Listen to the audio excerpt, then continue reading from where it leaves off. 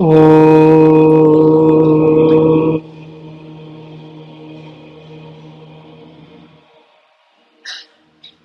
ಶುಕ್ಲಾಂಬರಧರಂ ವಿಷ್ಣುಂ ಶಶಿವರ್ಣಂ ಚತುರ್ಭುಜಂ ಪ್ರಸನ್ನವದನಂ ಧ್ಯಾಯೇತ್ ಸರ್ವವಿಘ್ನೋಪಶಾಂತಯೇ.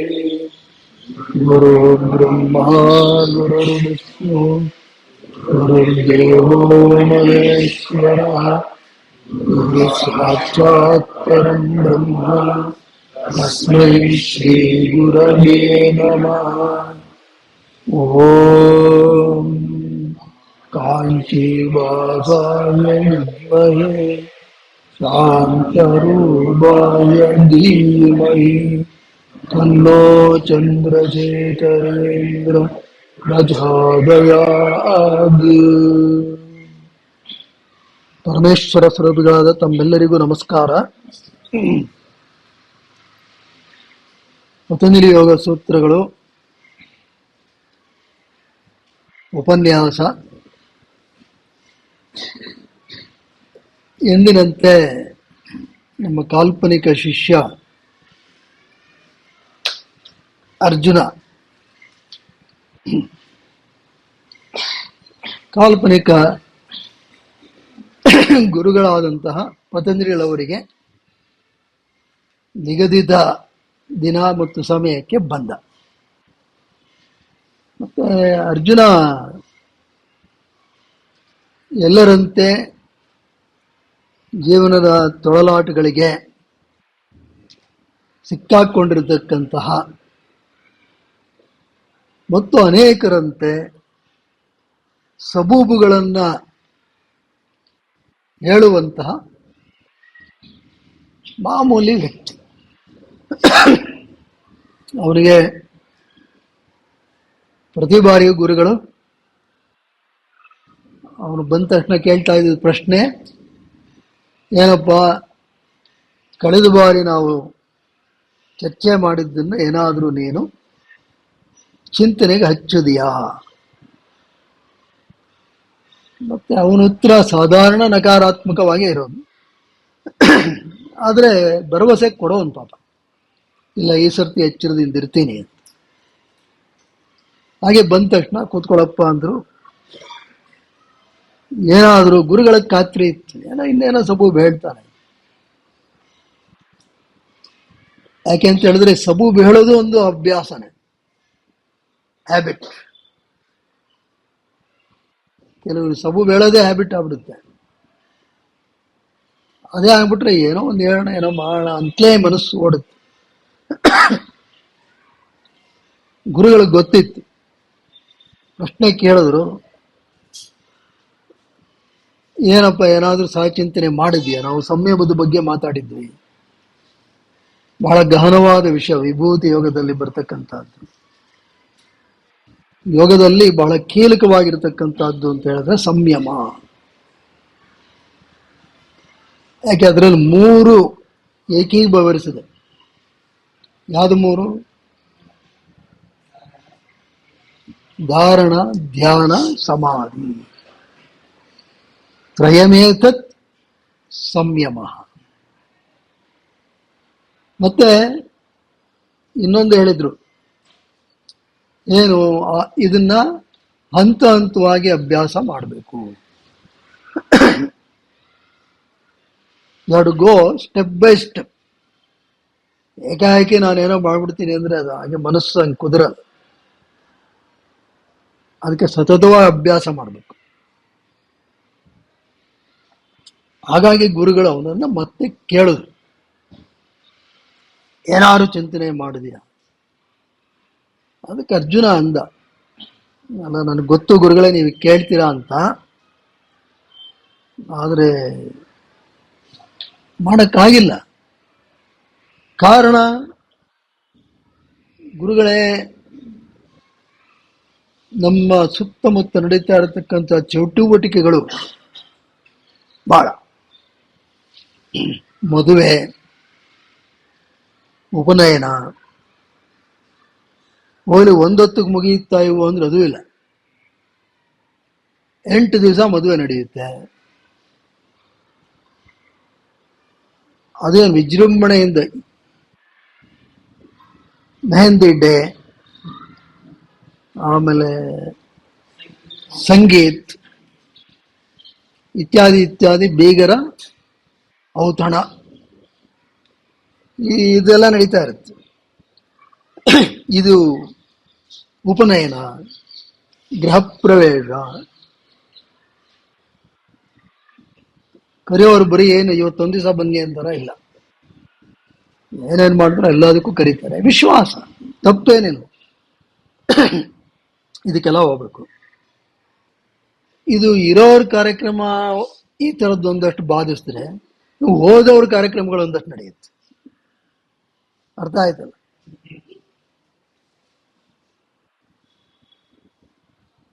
ಅದಕ್ಕೆ ಹೋದವ್ರ ಕಾರ್ಯಕ್ರಮಕ್ಕೆ ಒಂದು ಅಡಿಬರಾನು ಹಾಕ್ಬಿಟ್ಟಿದ್ದಾನೆ, ಕರೆದೇ ಇದ್ರು ಹೋಗ್ಬೇಕು ಅಂತ. ಇನ್ನು ಕರೆದ್ರೆ ಹೋಗದೆ ಇರಕ್ಕಾಗತ್ತೆ. ಮತ್ತೆ ಗುರುಗಳೇ, ಎಷ್ಟು ಕ್ರಿಕೆಟ್ ಮ್ಯಾಚ್ಗಳು ನಡೀತಾ ಇರುತ್ತೆ, ಏನ್ ಕತೆ, ಬಹಳ ನಡೀತಾ ಇರುತ್ತೆ. ಮತ್ತೆ ಇದ್ರ ಜೊತೆಗೆ ಇಷ್ಟೇ ಅಲ್ದೇನೆ, ಏನ್ ಹೇಳ್ತೀರಾ, ಅದು ಸೋಷಿಯಲೈಸಿಂಗ್ ಈವೆಂಟ್ಸ್ ಅಂತ ನಡೀತದೆ. ಅದೇ ಸುಮ್ಮನೆ ಯಾರೋ ಒಂದು 20 ಜನ ಸ್ನೇಹಿತರು ಗುಂಪಿದ್ರೆ, ಒಬ್ಬೊಬ್ಬ ಸ್ನೇಹಿತರು ಒಂದೊಂದು ವಾರ ಸುಮ್ಮನೆ ಕರೀತಾರೆ, ಎಲ್ಲ ಒಂದ್ ಕಡೆ ಭೇಟಿ ಮಾಡೋದು.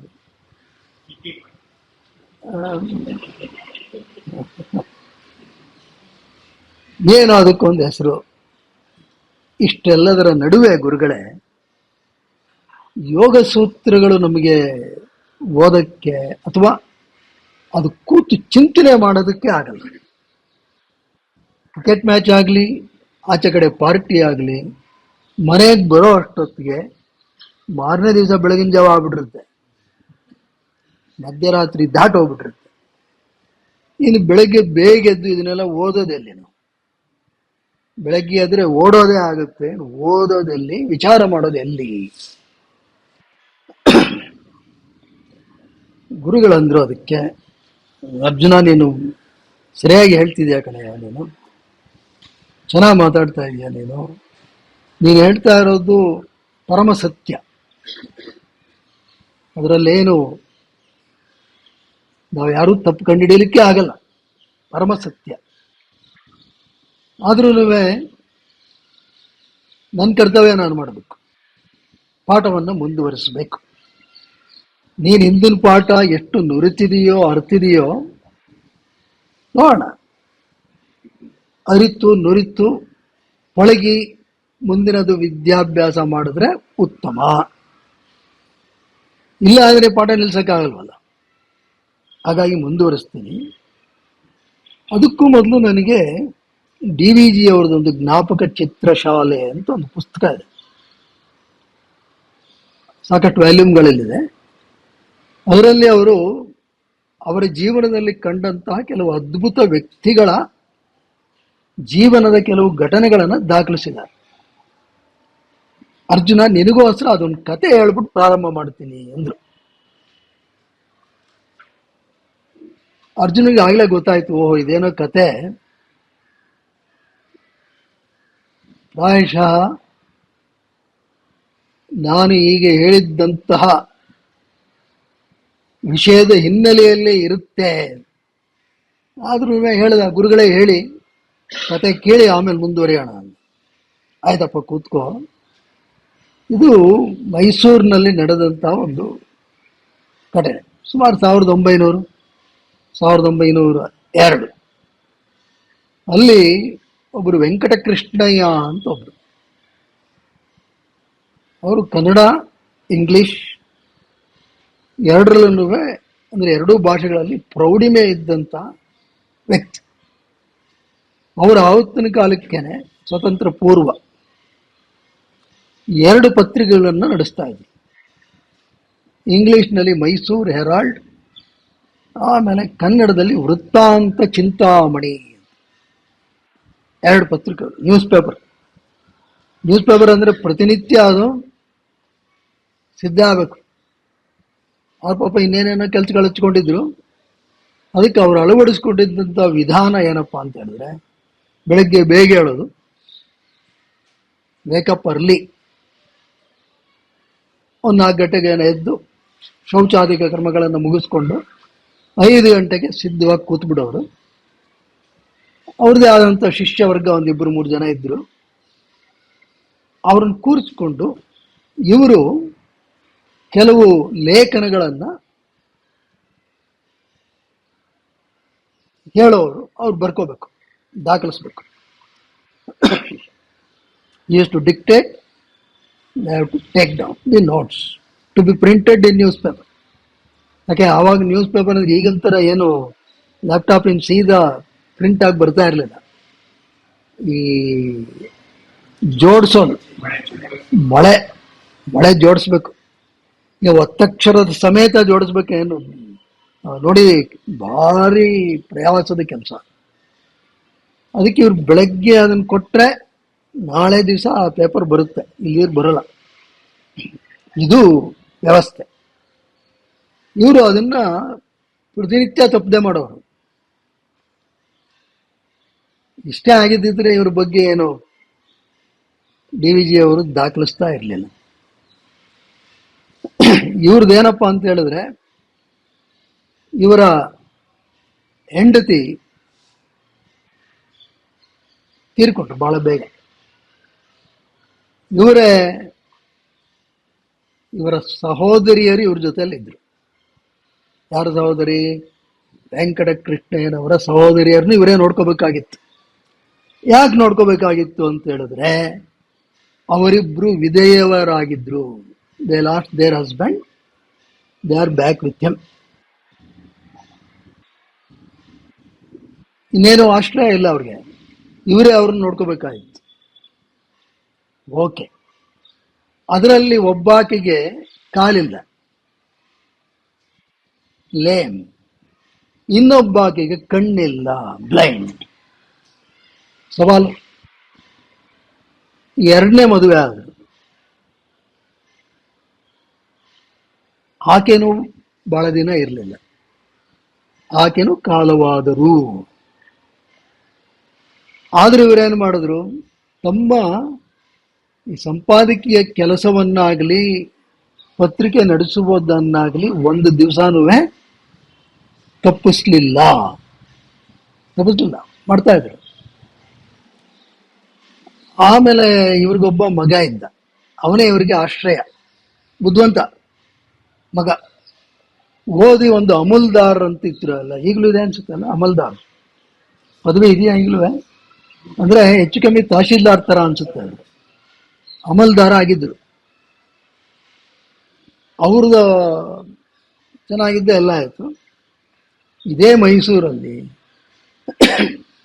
ಅದೇನು ಅವಾಗೆಲ್ಲ ಏನು ಹೆಚ್ಚಿಗೆ ವಾಹನಗಳ ಸಂಚಾರ ಮೈಸೂರಲ್ಲಿ ಇರಲಿಲ್ಲ. ಅಂತಹ ಒಂದು ಸ್ಥಿತಿಯಲ್ಲೂ ಒಮ್ಮೆ ಈತ ಸೈಕಲಲ್ಲಿ ಬರ್ತಾ ಇರಬೇಕಾದ್ರೆ ಒಂದು ಜಟಕಾ ಬಂಡಿ ಡಿಕ್ಕಿ ಹೊಡೆದು ಅದರ ಒತ್ತಡ ಇವರ ಎದೆ ಮೇಲೆ ಬಿದ್ದು ಅಪಘಾತದಲ್ಲಿ ಮಗ ಹೋಗ್ಬಿಟ್ಟ. ಹಾಗೆ ಇವರಿಗೆ ಆಘಾತ, ಯಾಕೆ ಇದ್ದಂತ ಒಂದು ಆಶ್ರಯ ಹೋಯ್ತು. ಇಂಥ ಸಂದಿಗ್ಧ ಸನ್ನಿವೇಶದಲ್ಲಿ ಪ್ಲೇಗ್ ಕಾಯಿಲೆ, ಅದಕ್ಕೆ ತುತ್ತಾಗಿ ಇವ್ರಿಗಿದ್ದಂತ ಒಬ್ಬ ಮಗಳು ಅಳಿಯ ಇವ್ರ ಮನೆಗೆ ಬಂದಿದ್ರು, ವೆಂಕಟಕೃಷ್ಣಯ್ಯನವ್ರ ಮನೆಗೆ ಬಂದವರವ್ರು ಹೆಚ್ಚಿಗೆ ಕಾಲ ಉಳಿಲಿಲ್ಲ. ಇಬ್ರು ಒಂದೇ ದಿವಸ ಪ್ರಾಣ ಬಿಟ್ಟು. ಮನೆಯಲ್ಲಿ ಶವ ಇದೆ, 2 ಶವಗಳು ಮನೆಯಲ್ಲಿ. ಇದು ಪರಿಸ್ಥಿತಿ. ಬೆಳಗ್ಗೆ ಯಾವ ಮಾಮೂಲಾಗಿ ಎದ್ರು, ಇನ್ನ ಅಂತಿಮ ಸಂಸ್ಕಾರ ಆಗಿಲ್ಲ. ರಾತ್ರಿ ಯಾವಾಗಲೂ ಈ ಘಟನೆ ನಡೆದಿರೋದು. ಇವರು ಶಿಷ್ಯವರ್ಗನ ಕರೆದ್ರು. ಅವರು ಗೊತ್ತಾಯ್ತು ಇವತ್ತೇನು ಲೇಖನ ಏನು ಮಾಡೋಕ್ಕಾಗಲ್ಲ ಇದೆ. ಇವ್ರು ಮತ್ತೆ 5 ಗಂಟೆ ಹಾಗೆ ಕೂತಿದ್ರು. ಕೂತ್ಬಿಟ್ಟು ಬನ್ರಿ ಬರ್ಕೊಳಪ್ಪ ಅಂತೇಳಿ ಲೇಖನಗಳನ್ನ ಹೇಳಿದ್ರು. ಈ dictated with the same spirit. ಪತ್ರಿಕೆ ಪ್ರಕಟವಾಯಿತು. ಲೇಖನಗಳನ್ನು ಇವರು ಕಳಿಸಿ ಆಮೇಲೆ ಶವ ಸಂಸ್ಕಾರವನ್ನ ಮಾಡಿದ್ರು ಅಂಥೇಳಿ ಗುರುಗಳು ಹೇಳಿದ್ರು. ಅರ್ಜುನ, ನಿನಗೆ ಇಂಥ ಕಠಿಣ ಸವಾಲುಗಳು ಖಂಡಿತ ಬರಬಾರದು, ಯಾರಿಗೂ ಬರಬಾರದು ಇಂಥ ಒಂದು ಕಠಿಣ ಸವಾಲು. ಆದ್ರೆ ಯಾಕೋ ಈ ಕತೆ ನಿನಗೆ ಹೇಳ್ಬೇಕು ಅನ್ನಿಸ್ತು, ಹೇಳಿದೆ. ಇದರಲ್ಲೇನು ಮುಖ್ಯ ಸಾರಾಂಶ ಅಂತ ಹೇಳಿದ್ರೆ, ನಾವು ಯಾವುದನ್ನ ಮಾಡ್ತೀವಿ ಅಂತ ಹೇಳಿದ್ರೆ ಯಾವುದಕ್ಕೆ ಏನು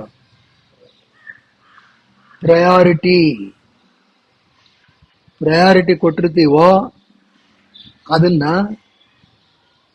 ಖಂಡಿತವಾಗಿ ಮಾಡ್ತೀವಿ.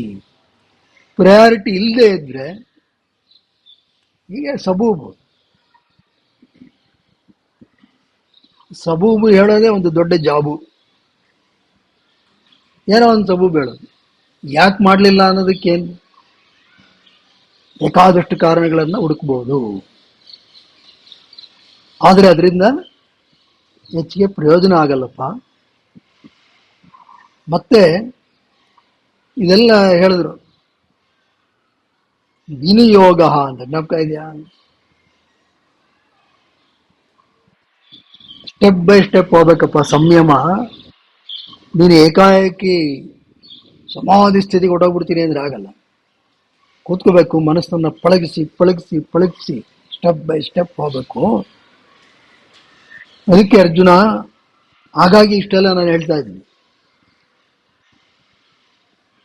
ಯಾವೊಬ್ಬ ಒಂದು ಏಣಿ ಇತ್ತದ್ದು, ಮೇಲೆ ಹತ್ತಬೇಕು, ಅಟ್ಟ ಹತ್ತಬೇಕು, ಯಾರೋ ಏಣಿ ಹಾಕಿದ್ದಾರೆ, ಇವನಲ್ಲಿ ನಿಂತ ಜಂಪ್ ಮಾಡ್ದ, ತಪ್ಪ ಅಂತ ಬಿದ್ದ. ಇವನು ಅಟ್ಟ ಹತ್ಬೇಕು, ಇಲ್ಲ ಮಾಡ್ದ, 3ನೇ ಸರ್ತಿ ಮಾಡ್ದ, 4ನೇ ಸರ್ತಿ ಮಾಡ್ದ. ಮಾಡ್ತಾ ಏನಾಗುತ್ತೆ? ಎಗರುವ ಎತ್ತರ ಕಮ್ಮಿ ಆಗುತ್ತೆ, ಜಾಸ್ತಿ ಆಗುತ್ತೆ. ಆಯಾಸ ಆಗಿ ಏನಾಗುತ್ತೆ? ಕಮ್ಮಿ ಆಗುತ್ತೆ. ಇದನ್ನ ಹೊರಗಡೆ ಯಾರು ನೋಡ್ತಾ ಇದ್ದ, ನೋಡ್ಬಿಟ್ಟು ಬಂದು ಹೇಳ್ದ, ಏನೇ ಮಾಡ್ತಿದ್ಯಾ? ಇಲ್ಲ ಸಾರ್, ಅಟ್ಟ ಹತ್ಬೇಕು, ಅದಕ್ಕೆ ಜಂಪ್ ಮಾಡ್ತಾ ಇದ್ದೀನಿ. ಅದಕ್ಕೆ ಆತ ಹೇಳ್ದ, ನೋಡಪ್ಪ, ಇಲ್ಲಿ ಏಣಿ ಇದೆ, you can go up step by step easily, not jump by jump. Jump ಮಾಡ್ಕೊಂಡು ಹೋಗ್ಬಿಡ್ತೀನಿ ಅಂದ್ರೆ ಆಗಲ್ಲಪ್ಪ. ಏಣಿ ಇರೋದೇ ಹತ್ಕೊಂಡು ಹೋಗ್ಬೇಕು. ಇದಕ್ಕೆಲ್ಲ ಸಮಯ ಬೇಕಾಗುತ್ತೆ. ಅದಕ್ಕೇನೆ ಇಂಥ ವಿಷಯಗಳಲ್ಲಿ ಸ್ವಲ್ಪ ಸಮಯ ವಿನಿಯೋಗಿಸಬೇಕು. ನೀನು ಸುಮ್ಮನೆ ಸಬೂಬು ಹೇಳ್ತಾ ಇರಬಾರದು. ಇದೆರಡು ಘಟನೆಗಳನ್ನು ಹೇಳಿದ್ರು. ಯಾರಿಗೆ? ಅರ್ಜುನನಿಗೆ. ಹಿನ್ನೆಲೆ ಏನ್ ಗೊತ್ತಾಯ್ತಲ್ಲ? ಏನಿದರ ಸಾರಾಂಶ? ಸುಮ್ಮನೆ ಸಬೂಬು ಹೇಳ್ಕೊಂಡು ಜೀವನವನ್ನ ವ್ಯರ್ಥ ಮಾಡಿಕೊಳ್ಳಬೇಡ. ಏನೇನೋ ಇದ್ದೇ ಇರುತ್ತೆ ಜೀವನ ಅಂದ್ರೆ. ಹೀಗೇನೆ ಯಾರಿಗೂ ಏನು ತೊಡಕಿಲ್ದೆ ಏನು ಸಾಧನೆನೂ ಆಗ್ಬಿಡುತ್ತೆ ಅಂತ ಅನ್ಕೋಬೇಡಿ. ಯಾರಿಗೂ ಬೆಳಗ್ಗೆ ಎದ್ದು ಮಕ್ಕಳು, ಮೊಮ್ಮಕ್ಕಳು, ಸೊಸೆನೋ ಯಾರೋ ಬೆಳಗ್ಗೆ ಎದ್ದು ಬಂದು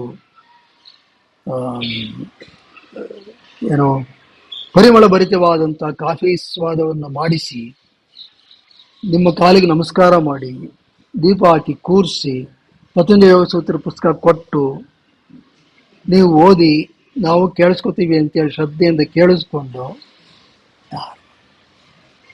ಯಾರು ಅವರವರ ತಾಪತ್ರಯ ಅವರವರಿಗೆ.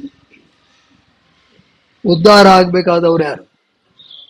ನಾವೇ. ಉದ್ಧರೇದಾತ್ಮನಾತ್ಮಾನ, ನಮ್ಮಿಂದ ನಾವೇ ಉದ್ಧರಿಸಿಕೊಳ್ಳಬೇಕೆ ಹೊರತು ಇನ್ಯಾರೋ ಉದ್ಧಾರ ಮಾಡ್ತಾರೆ ಆಗಲ್ಲ. ಎಲ್ರಿಗೂ ಏನೋ ಸವಾಲುಗಳು ಇದ್ದೇ ಇರುತ್ತೆ. ನೋಬಡೀಸ್ ಲೈಫ್ ಈಸ್ ಅನ್ ಎಕ್ಸೆಪ್ಷನ್. ಪ್ರತಿಯೊಬ್ಬರಿಗೂ ಇರುತ್ತೆ. ಅದಕ್ಕೇನೆ ನಾವು ಯಾವುದಕ್ಕೆ ಪ್ರಾಶಸ್ತ್ಯವನ್ನ ಕೊಡ್ತೀವಿ ಜೀವನದಲ್ಲಿ, ಅದು ಮುಖ್ಯ. ಆಯ್ತಪ್ಪ ಅರ್ಜುನ, ಈಗ ಮುಂದುವರಿಯೋಣ. ಇಲ್ಲಿ ಒಂದು ಮಾತು ಹೇಳಿದ್ವಿ, ಏನಂತ? ಈ ಸಂಯಮ ಅದರಲ್ಲಿ 3: ಧಾರಣ, ಧ್ಯಾನ, ಸಮಾಧಿ. ಇದು 3 ಅಂತರಂಗ ಸಾಧನ ಅಂತ ಹೇಳಿದ್ವಿ. ಯಾವುದಕ್ಕೆ ಹೋಲಿಸಿದ್ರೆ ಅಂತರಂಗ ಸಾಧನ? ಯಮ, ನಿಯಮ, ಆಸನ, ಪ್ರಾಣಾಯಾಮ, ಪ್ರತ್ಯಾಹಾರ. ಅಷ್ಟಾಂಗ ಯೋಗದಲ್ಲಿ ಇದು 5 ಪ್ಲಸ್ ಧಾರಣ, ಧ್ಯಾನ, ಸಮಾಧಿ 3, 8. ಅದರಲ್ಲಿ ಇದು 3 ಮಾತ್ರ ಅಂತರಂಗ ಸಾಧನಗಳು. ಇದ್ರ ಬಗ್ಗೆ ಸಾಕಷ್ಟು ವಿವರಣೆಯನ್ನ ಕೊಟ್ಟಿದ್ವಿ. ಆದರೆ ಇದು ಅಂತರಂಗ ಸಾಧನ ಆಯಿತು, ಅಲ್ಲಿಗೆ ಆಯ್ತಲ್ಲ, ಇನ್ನೇನು ಅಂತ ಕೂರ್ಬೇಡ. ಅದಕ್ಕೇನು ಮಾಡಿದ್ರು ಪತಂಜಲಿಗಳು? ಮರುಸೂತ್ರದಲ್ಲೇ ಎಚ್ಚರಿಕೆಯನ್ನು ಕೊಟ್ಟರು. ನೋಡಪ್ಪ, this is not an end point. Good path in progress, good milestone, but not the end point. ಇದೇ ಗುರಿಯಲ್ಲ. ಅದಕ್ಕೆ ಅವರು ವಿಭೂತಿ ಪಾದದ 8ನೇ ಸೂತ್ರದಲ್ಲಿ ಹೇಳಿದ್ರು, ತದಪಿ ಬಹಿರಂಗಂ ನಿರ್ಬೀಜಸ್ಯ. ತದಪಿ ಅಂತ ಹೇಳಿದ್ರೆ ದಟ್ ಅಂದ್ರೆ ಇಲ್ಲಿ ಯಾವುದಕ್ಕೆ ಅದು? ದಟ್ ಅಂದ್ರೆ ಸಂಯಮ. ಸಂಯಮ ಅಂತ ಹೇಳಿದ್ರೆ ಧಾರಣ, ಧ್ಯಾನ, ಸಮಾಧಿ, ಇದು 3. ತದ್ ಅಪಿ, ಇದು ಸಹ ಬಹಿರಂಗಂ, ಬಹಿರಂಗವೇ. ಯಾವುದಕ್ಕೆ ಹೋಲಿಸಿದ್ರೆ ನಿರ್ಬೀಜ ಸಮಾಧಿ. ಇದ್ರ ಬಗ್ಗೆ ಮೊದಲನೇ ಪಾದದಲ್ಲೇ ಪತಂಜಲಿಗಳು ಹೇಳ್ಬಿಟ್ಟಿದ್ವಿ. ಅಂತ ಹೇಳಿದ್ರೆ ಈ ಯಾವುದು ನಾವು ಅಂತರಂಗ ಸಾಧನೆ ಅಂತ ಹೇಳಿದ್ವೋ, ಇದು 3 ನಿರ್ಬೀಜ ಸಮಾಧಿಗೆ ಹೋಲಿಸಿದ್ರೆ ಇದುವೇ ಅದಕ್ಕೆ ಬಹಿರಂಗನೇ. ಕಾರಣ ಏನಪ್ಪಾ ಅಂತ ಹೇಳಿದ್ರೆ, ನಿರ್ಬೀಜ ಅಂತ ಹೇಳಿದ್ರೆ ಏನು? Seedless. ಇದೆಲ್ಲ ಏನು? ಸಬೀಜ. ಸಬೀಜ means what? With seed. With seed ಅಂತ ಹೇಳಿದ್ರೆ ಏನು? Any seed is a latent ಸಂಸ್ಕಾರ. ಅಂದ್ರೆ ನಮ್ಮಲ್ಲಿ ಏನೋ ಒಂದು ಅಂತರ್ಗತವಾಗಿ ಒಂದು ಇಂಪ್ರೆಷನ್ ಇರುತ್ತೆ. ಸುಮ್ಮನೆ ಯಾವುದೋ ಒಂದು ದೇವತಾ ನಾಮವನ್ನು, ರೂಪವನ್ನು ಇಟ್ಕೊಂಡು ಪ್ರಾರಂಭ ಮಾಡ್ತೀವಿ.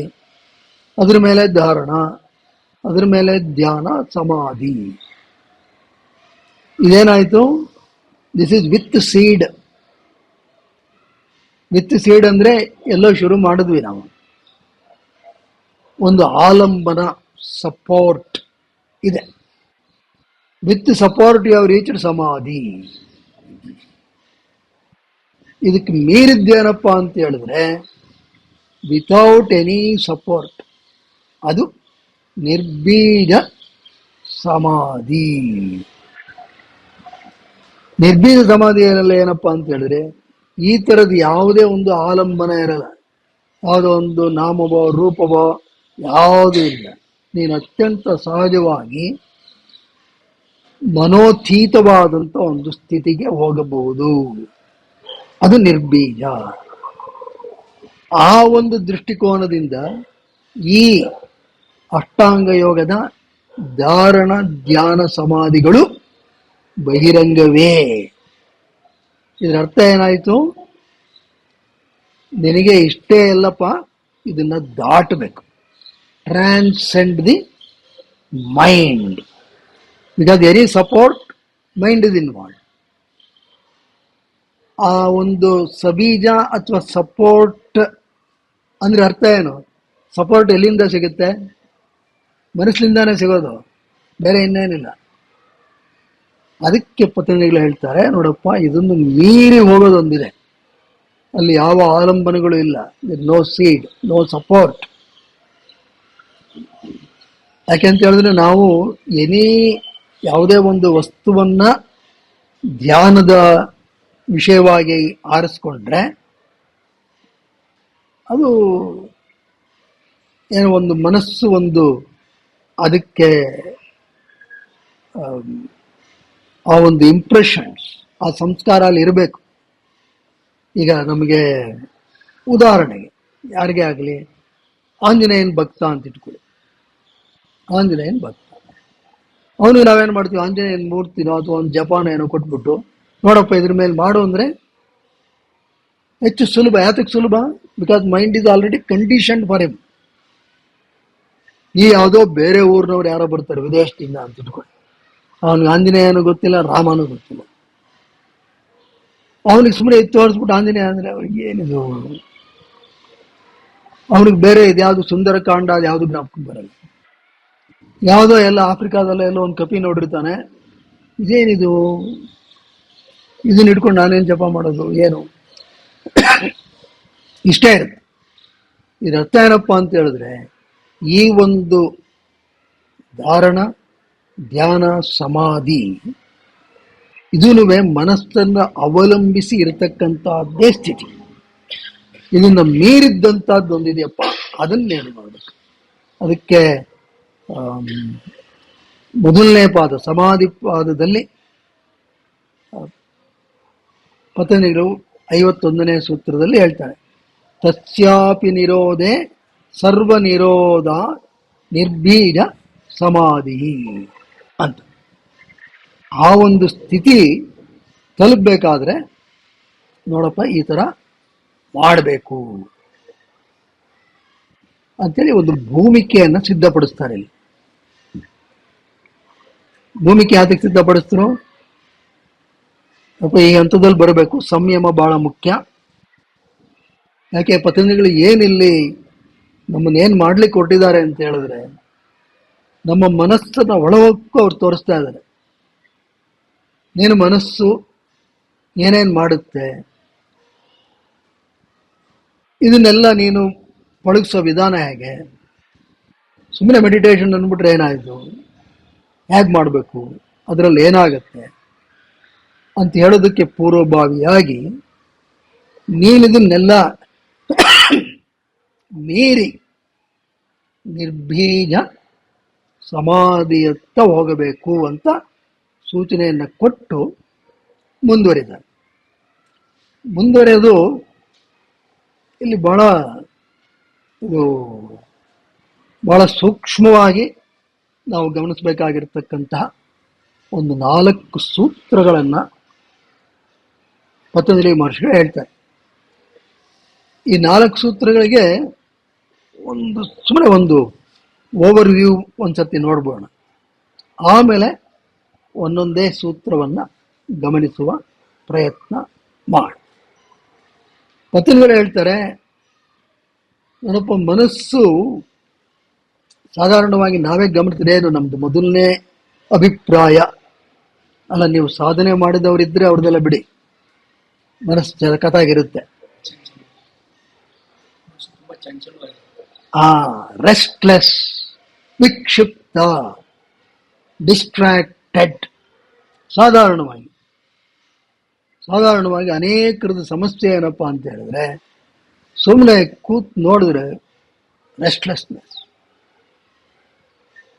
ನೀವೇನು ಪ್ರಯತ್ನ ಪಡಿ, ಸುಮ್ಮನೆ ಒಂದು ಯಾವುದೋ ಸಹಸ್ರನಾಮ ಹಾಕ್ಕೊಳ್ಳಿ, ಲಲಿತಾ ಸಹಸ್ರನಾಮ ಹಾಕ್ಕೊಳ್ಳಿ, ವಿಷ್ಣು ಸಹಸ್ರನಾಮ ಹಾಕ್ಕೊಳ್ಳಿ, ಸುಮ್ಮನೆ ಕೇಳಿಸ್ಕೊಳ್ಳಿ, ಗೊತ್ತಾಗುತ್ತೆ ನಮ್ಮ ಮನಸ್ಸಂದು ಎಷ್ಟು ಬೆಂದಿದೆ, ಎಷ್ಟು ಕೊಳಕಿದೆ ಅಂತ ಗೊತ್ತಾಗ್ಬಿಡುತ್ತೆ. ಒಂದು 20-25 ನಿಮಿಷ ಸುಮ್ಮನೆ ಕಡಿಮಿಟ್ಕೊಂಡು ಕೇಳಿಸ್ಕೊಳ್ಳಿ, ಏನಾಗುತ್ತೆ ನೋಡಿ. ಅಲ್ಲಿ ಬರತಕ್ಕಂತಹ ಎಲ್ಲ ನಾಮಗಳನ್ನು ಕೇಳಿಸ್ಕೊಳಕ್ಕಾಗತ್ಯಾ? ಕೇಳ್ತಾ ಇರುತ್ತಾ? ಮನಸ್ಸು ಹುಚ್ಚೆದ್ದು ಕುಣಿತಾ ಇರುತ್ತೆ, ಎಲ್ಲೆಲ್ಲ ಹೋಗ್ತಾ ಇರುತ್ತೆ. ಅಷ್ಟೇ ಯಾಕೆ, ಎಲ್ಲೋ ಒಂದು ದೇವಸ್ಥಾನಕ್ಕೆ ಹೋಗ್ತೀರಾ, ಅಲ್ಲಿ ಏನೋ ಅರ್ಚನೆ ಮಾಡ್ತಿರ್ತಾರೆ, ಎಷ್ಟೊತ್ತು ನೋಡ್ತೀರಾ? ಅನೇಕರಿಗೆ ಅದು ಸಾಧ್ಯ ಇಲ್ಲ.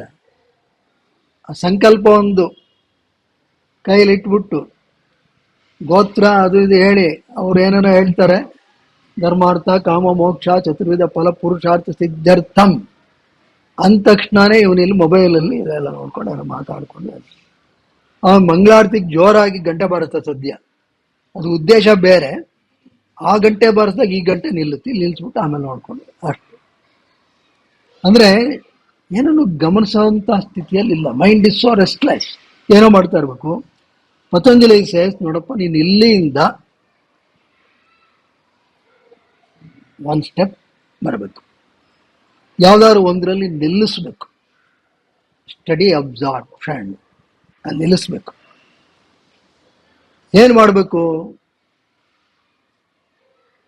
ಪತಂಜಲಿ ಹೇಳ್ತಾರೆ ನೋಡಪ್ಪ, ವ್ಯುತ್ಥಾನ ಅಂತ. ವ್ಯುತ್ಥಾನ ಅಂತ ಹೇಳ್ತಾರೆ ಡಿಸ್ಟರ್ಬೆನ್ಸಸ್. ಪತಂಜಲಿ ಬಳಸೋ ಪದ ವ್ಯುತ್ಥಾನ. ಡಿಸ್ಟರ್ಬೆನ್ಸಸ್ ಹೇಳ್ತಾ ಇರುತ್ತೆ. ಮೊದಲು ಏನ್ ಮಾಡಬೇಕು? ನಿರೋಧ. ನಿರೋಧ ಅಂದ್ರೆ ರಿಸ್ಟ್ರೈಂಟ್. ಅದ್ ನಿಲ್ಸು ಸುಮ್ಮನೆ. ಅದ್ ಹೆಂಗ್ ನಿಲ್ಸ್ಬೇಕು ಆಮೇಲೆ ನೋಡೋಣ. ಮೊದಲನೇ ಅಂತ ಇದು. ಮೊದಲನೇದು ಏನ್ ಮಾಡು, ಏನೋ ಯೋಚನೆ ಬಂತು ಇಲ್ಲಿ, ಅಷ್ಟೆಲ್ಲ ಯಾಕೆ? ಈಗ ನಾನು ಮಾತಾಡ್ತಾ ಇದ್ದೀನಿ, ಪೂರ್ತಿ ಕೇಳಿಸ್ಕೊತಾ ಇದ್ದೀರಾ ಅಂತ ಖಾತ್ರಿ ಇದೆಯಾ? ಅನುಮಾನ. ಅನುಮಾನ ಮನಸ್ಸಿನಲ್ಲಿ ಏನೋ ಬಂದ್ಬಿಟ್ಟಿರುತ್ತೆ. ಪತಂಜಲಿ ಹೇಳ್ತಾರೆ ನೋಡು, ಬಂದದ್ದನ್ನ ಬಿಡು, ಪ್ರತಿಕ್ರಿಯಿಸಬೇಡ. ಆಲ್ ದಿ ಡಿಸ್ಟ್ರಾಕ್ಷನ್ಸ್ ಸುಮ್ಮನೆ ಬಿಡು. ಬಿಟ್ಟು ನಿರೋಧ. ನಿರೋಧ ನಿರೋಧ ಅಂತ ಹೇಳಿದ್ರೆ ಸ್ಟಿಲಿಂಗ್ ದಿ ಮೈಂಡ್. ಸುಮ್ಮನೆ ಇದೆಲ್ಲ ಬಿಟ್ಟು ಆ ಒಂದು ಮೌನದೆಡೆಗೆ ಹೋಗು. ಮೌನದೆಡೆಗೆ ಹೋಗು ಅಂದ್ರೆ ಏನು? ನಿನಗೆ ಬರುವ ಯೋಚನೆಗಳಿಗೆ ಸ್ಪಂದಿಸಬೇಡ. Don't react. First step. Not easy, ಸುಲಭ ಅಲ್ಲ. ಯಾಕೆಂದ್ರೆ ನಾವು ಏನೇನು ಎಲ್ಲದಕ್ಕೂ ಪ್ರತಿಕ್ರಿಯಿಸಿ ಪ್ರತಿಕ್ರಿಯಿಸಿ ಪ್ರತಿಕ್ರಿಯಿಸಿ ಅದೇ ಅಭ್ಯಾಸ ಆಗ್ಬಿಟ್ಟಿರುತ್ತೆ. ಮೊದಲನೇದು ಇದು. ಸೊ ಇದು ಬಹಳ ಮುಖ್ಯ. ಏನೇ ಬಂದ್ರೂ ಸುಮ್ಮನೆ ಏನೋ ಪ್ರತಿಕ್ರಿಯಿಸೋದು, ಅದಕ್ಕೇನೋ ಒಂದಷ್ಟು ಇಂಟರ್ಪ್ರಿಟೇಷನ್ನು, ಇಲ್ಲ ಹಿಂಗಲ್ಲ ಹಂಗಲ್ಲ ಹಾಗೆ ಹೀಗೆ. This is what is called A self talk. Voice in the head ಇದೇ ಜಾಸ್ತಿ. ಇದೇ ಜಾಸ್ತಿ ನಮ್ಮಲ್ಲಿ. ಏನೋ ದೈವಾನುಗ್ರಹದಿಂದ ವೋಕಲ್ ಕಾರ್ಡ್ಸ್ ಕನೆಕ್ಟ್ ಆಗಿರಲ್ಲ. ಕನೆಕ್ಟ್ ಆಗ್ಬಿಟ್ರೆ ಭಾರಿ ಕಷ್ಟ. ಪ್ರಪಂಚ ಅಸಹ್ಯ ಆಗ್ಬಿಡುತ್ತೆ.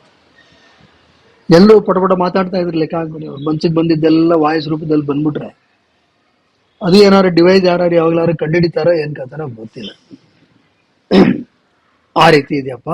ಅದಕ್ಕೆ ಮೊದಲು ನಿರೋಧ ವೆರಿ ಇಂಪಾರ್ಟೆಂಟ್. ಸ್ಟಿಲ್ ಅದಕ್ಕೊಂದು ನಮ್ಮ ಜೀವನದಲ್ಲೇ ಸಾಧಾರಣವಾದಂಥ ಒಂದು ಉದಾಹರಣೆ ಅಂತ ಹೇಳಿದ್ರೆ ಮೊಬೈಲ್ ಫೋನ್ ಇದೆ. ಸುಮ್ಮನೆ ಕೂತ್ಕೊಂತೀವಿ. ಸುಮ್ಮನೆ ಕೂತಿದ್ರೆ 1 ನಿಮಿಷ ಕೂತ್ಕೋತೀವಿ ಅಷ್ಟೆ. ಕೂತ್ಕೊಂಡ ತಕ್ಷಣ ಇದು ತಗೊಂಡು ನೋಡ್ಬೇಕು ಅನ್ಸುತ್ತೆ. ಯಾಕೆ? It has become an unconscious activity. ಏನಂತ ಏನು ಪ್ರಪಂಚ ಮುಳುಗೋಗುವಂಥದ್ದು ಏನಾಗಿರಲ್ಲ.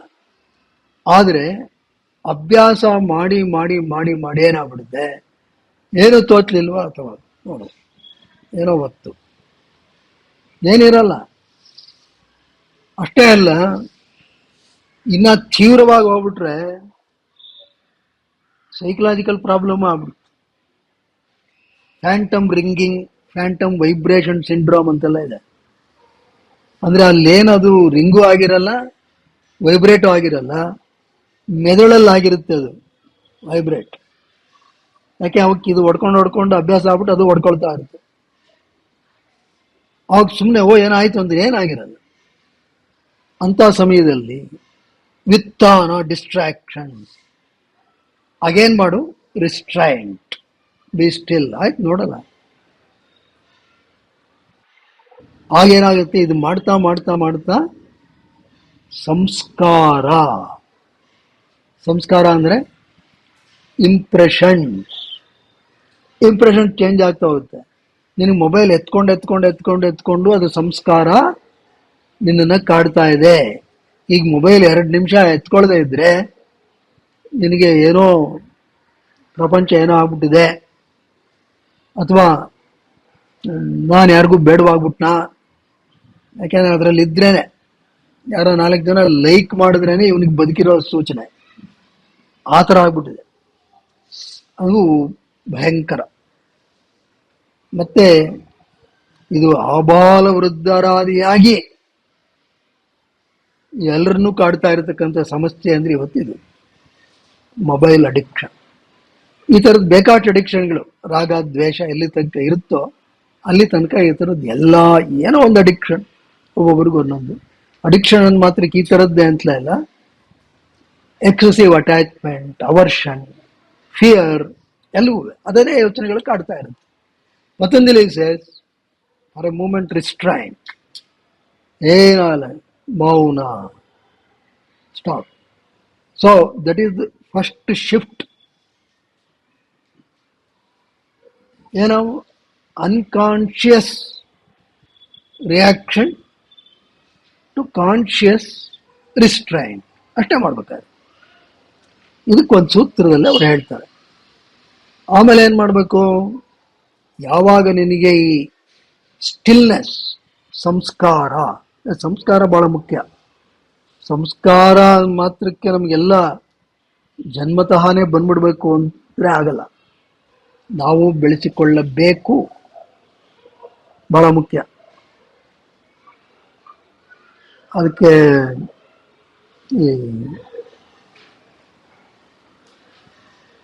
ಗೌತಮ ಬುದ್ಧ, ಅವನು ಹಿಂದಿನ ಜನ್ಮದಲ್ಲಿ ರಾಜ ಆಗಿರ್ತಾನೆ. ಸುತಸೋಮ ಅಂತ ಅವನ ಹೆಸರು.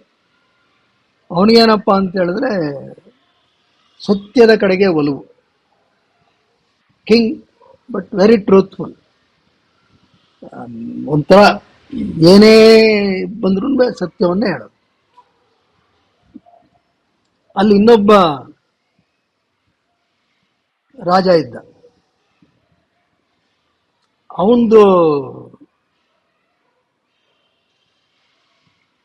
ಅವನದು ಕಲ್ಮಶಪಾದ ಅಂತ, ಅವನಿಗೆ ವರಿಸದ ಅಂತ ಇನ್ನೊಂದು ಹೆಸರು. ಅವನಿಗೇನಪ್ಪ ಅಂತ ಹೇಳಿದ್ರೆ ಹಿಂಸೆಯಲ್ಲೇ ಒಂದು ಪ್ರವೃತ್ತಿ. ಹಿಂಸೆ ಯಾವ ಮಟ್ಟಕ್ಕೆ ಹಿಂಸೆ ಅಂದ್ರೆ ಈ ಮನುಷ್ಯರನ್ನೇ ತಿಂದು ಬಿಡುವ ಒಂದು ವೃತ್ತಿ. ಏನ್ ಹೇಳ್ತಾರೆ ಅದಕ್ಕೆ, ಕ್ಯಾನಿಬಾಲ್. ಕ್ಯಾನಿಬಾಲ್ ಸಮಥಿಂಗ್ ದೇ ಕಾಲ್, ಮನುಷ್ಯರನ್ನೇ ತಿನ್ಬಿಡೋದು. ಅವನಿಗೆ ಈ ರಾಜ ಒಂದ್ಸತಿ ಸಿಕ್ತ, ಯಾರು, ಸುತಸೋಮ, ಮುಂದೆ ಬುದ್ಧನಾಗಿ ಹುಟ್ಟಿದವನು ಅಂತ. ಅವನಿಗೆ ಹೇಳ್ದ, ಓ ನಾನು ಈಗ ಹಸಿವಾಗ್ತಾ ಇದೆ, ನಾನು ನಿನ್ ತಿಂತೀನಿ ಅಷ್ಟೆ. ಇವನಂದ, ಆಯ್ತಪ್ಪ ನನಗೇನು ತೊಂದರೆ ಇಲ್ಲ, ತಿನ್ನು, ಆದರೆ ನಾನು ಒಬ್ಬ ಬ್ರಾಹ್ಮಣನಿಗೆ ಒಂದು ಮಾತು ಕೊಟ್ಟಿದ್ದೀನಿ, ಅದನ್ನು ಪೂರೈಸಿ ನಾನು ಬರ್ತೀನಿ. ನಮ್ಮ ಗೋವಿನ ಕಥೆ ತರ. ಇವನಂದ, ಅದೆಂಗಾಗುತ್ತೆ, ನೀನು ಬಿಡಕ್ಕಾಗಲ್ಲ. ಇವನಂದ, ಇಲ್ಲಪ್ಪ ನಾನು ಸತ್ಯವೇ ನನಗೆಲ್ಲ, ಖಂಡಿತವಾಗಿ ಮಾತು ತಪ್ಪಲ್ಲ. ಹೌದಾ, ಸರಿ ಹೋಗು ಅಂದ. ಹೋದ, ಅದೇನು ಕೆಲಸ ಮಾಡಬೇಕೋ ಮಾಡಿ ಬಂದ. ಆಗ ಈತನಿಗೆ ಆಶ್ಚರ್ಯ ಆಗೋಯ್ತು, ಅರೆ ಏನು ನೀ ಬರ್ತೀಯ ಅಂತ ಅನ್ಕೊಳ್ಳಿಲ್ಲ ಕಣಯ್ಯ ಅಂತ. ಇಲ್ಲಪ್ಪ, ಸಾವಿಗಿಂತ ಸತ್ಯ ದೊಡ್ಡದು ಕಣಯ್ಯ, ಅದು ನನ್ನ ಸಂಸ್ಕಾರ. ಆಗ ಅವನ ಕಾಲಿಗೆ ಬಿದ್ದು, ಇಲ್ಲ ನಾನು ಈ ಸಂಸ್ಕಾರವನ್ನು ಬೆಳೆಸ್ಕೋಬೇಕು. ಆ ಒಂದು ಪಾಸಿಟಿವ್ ಸಂಸ್ಕಾರ ಇವನ ಮೇಲೆ ಬಂತು. ಆಮೇಲೆ ಅದ್ರ ಕುರಿತಾಗಿ ಯೋಚನೆ ಮಾಡಕ್ಕೆ ಶುರು ಮಾಡ, ಅಯ್ಯೋ ನಾನು ಎಲ್ಲರನ್ನು ಎಷ್ಟು ಹಿಂಸೆ ಮಾಡ್ತಾ ಇದ್ದೆ, ಏನ್ ಮಾಡ್ತಾ ಇದ್ದೆ. ಈತ ಸತ್ಯದಲ್ಲಿ ಇದ್ದು ಸ್ಥಿರನಾಗಿ ಎಷ್ಟು ಆರಾಮಾಗಿದ್ದಾನೆ. ನನ್ನ ಕಂಡ್ರೆ ಎಲ್ಲರೂ ಅಸಹ್ಯ ಪಟ್ಕೊಂಡು ಓಡೋಗ್ತಾರೆ, ಭಯದಿಂದ ಓಡೋಗ್ತಾರೆ. ಇವನೆಷ್ಟು ಸೌಮ್ಯವಾಗಿದ್ದಾನೆ, ನಾನ್ಯಾಕೆ ಬದಲಾಗಬಾರದು ಅಂತೇಳಿ ಬದಲಾದ. ಇಷ್ಟೇ ಕತೆ. ಇಲ್ಲಿ ನಾವು ಗಮನಿಸಬೇಕಾಗಿರ್ತಕ್ಕಂಥದ್ದೇನು? ಸಂಸ್ಕಾರ, ದಿ ಇಂಪ್ರೆಷನ್. ಇವನಿಗಿದ್ದಂಥ ಇಂಪ್ರೆಷನ್ ಯಾರು? ಸುತ ಸೋಮ. ಅವನಿಗಿದ್ದಿದ್ದು ಸತ್ಯದ ಒಂದು ಚಾಪ್, ಅವನದರಲ್ಲೇ ಇದ್ದ. ಇವನಿಗಿದ್ದಿದ್ದು ಹಿಂಸೆ. ಈಗೇನಾಯಿತು? ಒಂದು ಘಟನೆಯಿಂದ ಇವನಲ್ಲೂ ಈ ಸಂಸ್ಕಾರ ಮೂಡ್ತು. ಸಂಸ್ಕಾರ ಮೂಡಿದ್ಮೇಲೆ ಅವನು ಬದಲಾಗ್ತಾನೆ. ಇಲ್ಲೇನು ಉದ್ದೇಶ? ನಮ್ಮ ನಕಾರಾತ್ಮಕ ಸಂಸ್ಕಾರಗಳನ್ನು ಹೋಗಲಾಡಿಸ್ಕೋಬೇಕಾದ್ರೆ ಅದನ್ನು ಸುಮ್ಮನೆ ತೆಗೆದಾಕ್ತೀನಿ ಅಂದರೆ ಆಗಲ್ಲ. ಸಕಾರಾತ್ಮಕವಾದದ್ದನ್ನು ರೂಢಿಸಿಕೊಳ್ಳಬೇಕು. ಇಲ್ಲದನ್ನೇ ಪತಂಜಲಿಗಳು ಹೇಳ್ತಾರೆ, ನೋಡಪ್ಪ, ಈಗ ಅದೇನು ಒಮ್ಮೆ ಇದು ಮಾಡ್ತು ಅಂತ ಹೇಳಿದ್ರೆ, ಈಗ ಏನು ಹೇಳಿದ್ರು, ಮನಸ್ಸು ಪ್ರಕ್ಷುಬ್ಧ ಸ್ಥಿತಿಯಲ್ಲಿದೆ, ವ್ಯುತ್ಥಾನ, ಅದನ್ನು ನಿರೋಧ ಮಾಡಬೇಕು, ಸ್ಟಿಲ್ನೆಸ್. ಅದಕ್ಕೆ ಪ್ರತಿಕ್ರಿಯೆ ತೋರಬಾರ್ದು. ಈ ಸ್ಟಿಲ್ನೆಸ್ ಬರೋದು ಹೋಗೋದು ಆಗ್ತಾ ಇದ್ರೆ ಅದೇನು ಅಷ್ಟು ಸರಿಯಲ್ಲ. ಬಂದಿದ್ದೇನಾಗಬೇಕು? ಹಾಗೇ ಇರಬೇಕು. ಅದಕ್ಕೆ ಪ್ರಶಾಂತವಾಹಿತ, ಈ ಒಂದು ಟ್ರ್ಯಾಂಕ್ವಿಲಿಟಿ ಹಾಗೇ ಹೋಗ್ತಾ ಇರಬೇಕು. You should maintain. ಅದಕ್ಕೆ ಮುಂದಿನ ಸೂತ್ರನೂ ಒಂದು ಮಾಡಿದ್ರು ಪತಂಜಲಿಗಳು. ಯಾಕೆ? ನೀನು ಇದನ್ನು ಅಭ್ಯಾಸ ಮಾಡ್ತಾ ಮಾಡ್ತಾ ಇದ್ರೆ ನಿನ್ನ ಮನಸ್ಸು ಈ ಒಂದು ಮೌನಕ್ಕೆ ಒಗ್ಗಿಕೊಳ್ಳುತ್ತೆ. ಇದೆಲ್ಲವೂ ಹ್ಯಾಬಿಟ್ ಫಾರ್ಮಿಂಗ್, ಮತ್ತೇನಿಲ್ಲ. ಅದಕ್ಕೇ ಯೋಗ ಸಾಧನೆ, ಯೋಗ ಅನುಶಾಸನಂ. ಸುಮ್ಮನೆ ಯೋಗ ಸುಮ್ಮನೆ ಅಧ್ಯಯನ ಅಂತ ಮಾಡಲಿಲ್ಲ. ಅನುಶಾಸನ, ಏನು ಅಭ್ಯಾಸ ಮಾಡ್ತೀವಿ ಅದೇ ಮುಖ್ಯ.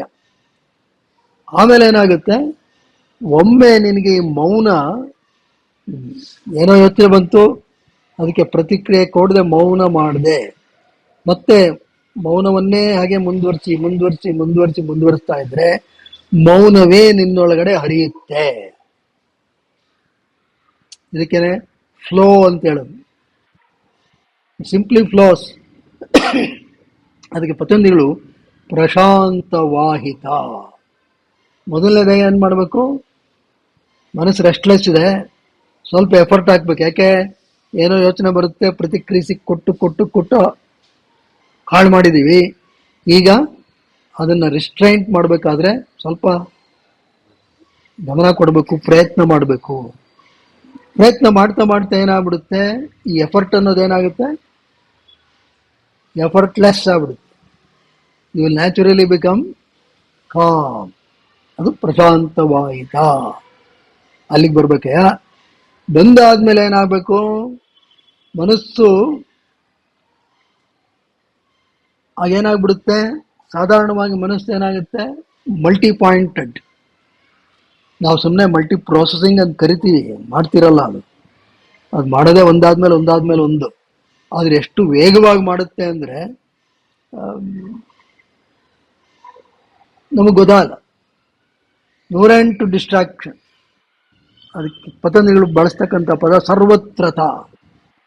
ಎಲ್ಲರ ಕಡೆನೂ ಹೋಗ್ತಾ ಇರುತ್ತೆ ಮನಸ್ಸು. ನಾವಿಲ್ಲಿ ಸುಮ್ಮನೆ ಯೋಗ ಸೂತ್ರ ಪತಂಜಲಿಗಳು ಕೇಳಿಸ್ಕೊತಾ ಇದ್ರು ಇನ್ನೆಲ್ಲೆಲ್ಲಿ ಬೇಕಾದ್ರೂ ಹೋಗ್ಬೋದು. ಮನಸ್ಸು ಏನೇನು ಬೇಕಾದ್ರೂ ಮಾಡ್ಬೋದು. 108 ಯೋಚನೆ ಮಾಡ್ಬೋದು. ಇದು ಅಂತ ಲೆಕ್ಕಕ್ಕಿಲ್ಲ. ಮಕ್ಕಳು ಬರ್ಬೋದು, ಮೊಮ್ಮಕ್ಕಳು ಬರ್ಬೋದು, ಇನ್ಯಾವುದೋ ಲೌಕಿಕದ್ದು ಏನು ಬೇಕಾದ್ರೂ ಬರ್ಬೋದು, ಕಚೇರಿ ಯೋಚನೆಗಳು ಬರ್ತಾ ಇರ್ಬೋದು, ಎಲ್ಲ ಬರ್ತಾ ಇರುತ್ತೆ. ಸರ್ವತ್ರತೆಯಿಂದ ಏಕಾಗ್ರತೆಗೆ ಹೋಗೋದು ಹೇಗೆ? ಒನ್ ಪಾಯಿಂಟೆಡ್ನೆಸ್, ಏಕಾಗ್ರತೆ, ಅಲ್ಲಿಗೆ ಬರ್ಬೇಕಪ್ಪ. ಅವಾಗೇನಾಗುತ್ತೆ? ಮನಸ್ಸು ಈ ಹಾರುವಿಕೆನೇ ಆಗೋದು. ನೀವು ಮನಸ್ಸಿನ ಯೋಚನಾ ಲಹರಿಯನ್ನು ಗಮನಿಸಿ. ಒಂದೇ ಥರದ ಯೋಚನೆ ಇರಲ್ಲ. ಸುಮ್ಮನೆ ಇಲ್ಲೇನೋ ಕೂತ್ಕೊಂಡು ಯೋಚನೆ ಮಾಡ್ತಾ ಇರ್ತೀವಿ. ಆಯ್ತು, ಒಳ್ಳೇದೇ ಶುರು ಮಾಡ್ತೀವಿ ಅಂತ ಇಟ್ಕೊಳ್ಳಿ. ಯೋಚನೆ ಏನು? ತಿರುಪತಿ ತಿಮ್ಮಪ್ಪನ ದರ್ಶನ ಅಂತ. ಇಟ್ಕೊಳ್ಳಿ. ತಿರುಪತಿ ತಿಮ್ಮಪ್ಪನ ದರ್ಶನ, ಅವತ್ತಲ್ಲಿ ಹೋಗಿದ್ದೆ. ವೆಂಕಟೇಶ್ವರ ಅಂತಿನ್ನ ಪೂರ್ತಿ ಆಗಿರಲ್ಲ ಮನಸ್ಸಿನಲ್ಲಿ. ಓ ಅವನ್ ಸಿಕ್ಕಿದ್ದ, ಅವನು ರಮೇಶ, ಓ ಅವನೇನಪ್ಪ, ಅವನ್ಗೆ ಏನ್ ಇನ್ಫ್ಲೂಯೆನ್ಸ್, ಏನ್ ಕತೆ ಅಲ್ಲಿ. ನಾವು ಕ್ಯೂನಲ್ಲಿ ಒದ್ದಾಡ್ತಾ ಇದ್ರೆ ಆರಾಮಾಗಿ ಹೋಗಿ ಬಂದ್ಬಿಟ್ಟ. ಅವನಿಗೆ ಆಂಧ್ರಾನಲ್ಲಿ ಚೀಫ್ ಮಿನಿಸ್ಟರ್ ಗೊತ್ತಂತೆ. ನಾನು ಆಂಧ್ರ ಚೀಫ್ ಮಿನಿಸ್ಟರ್ ಹೆಂಗಾರು ಮಾಡಿ ಕಾಂಟ್ಯಾಕ್ಟ್ ಮಾಡಬೇಕು. ಎಲ್ಲಿಂದ ಎಲ್ಲಿಗ ಹೀಗೆ ಅಂತಿಲ್ಲ, ಜಂಪಿಂಗೇ ಅದು. ಎಲ್ಲಿ ವೆಂಕಟೇಶ್ವರ ಅಲ್ಲಿ ಲೂಪಲ್ಲೇ ಇಲ್ಲ. ಆಮೇಲೆ CM ಪಾಲಿಟಿಕ್ಸ್ ಅಲ್ಲಿ ಹೊಡಾಯ್ತು. This called jumping. ಸರ್ವತ್ರತ ಅಂತೇಳಿ ಹೀಗೆ ಹೀಗೆ ಹೀಗೆ ಹೀಗೆ ಹೀಗೆ ಹೀಗೆ. ಏನು ಫಿಸಿಕ್ಸ್ ಬಗ್ಗೆ ಓದ್ತಾ ಇದ್ರೆ ಫಿಸಿಕ್ಸ್ ಬಗ್ಗೆನೇ ಇರಲ್ಲ.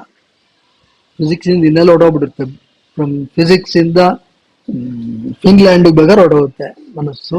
ಈ ಥರದ್ದಪ್ಪ, ಹುಷಾರಿರ್ಬೇಕು. ಅದಕ್ಕೆ ಪತಂಜಲಿಗಳು ಹೇಳ್ತಾರೆ, ನೋಡಪ್ಪ ನಿನ್ನ ಗಮನವನ್ನ ಸ್ಥಿರೀಕರಿಸಬೇಕು. ಅದೇ ಸಮಾಧಿ ಪರಿಣಾಮ, ಟ್ರಾನ್ಸ್ಫಾರ್ಮೇಶನ್ ಟು ಸಮಾಧಿ ಅಂತೇಳಿ. ಇಲ್ಲೇನಾಗುತ್ತೆ, ಸರ್ವತ್ರತ ಮೆನಿ ಡೈರೆಕ್ಷನ್ಸ್ ಟು ಏಕಾಗ್ರತ ಒನ್ ಡೈರೆಕ್ಷನ್ ಹೇಳಿ ಮುಂದುವರಿತಾರೆ. ನೋಡಪ್ಪ ಇದರಲ್ಲಿ ಏಕಾಗ್ರತ ಪರಿಣಾಮ ಬರಬೇಕು, ಒನ್ ಪಾಯಿಂಟೆಡ್ನೆಸ್ ಅದನ್ನು ಉಳಿಸ್ಕೋಬೇಕು.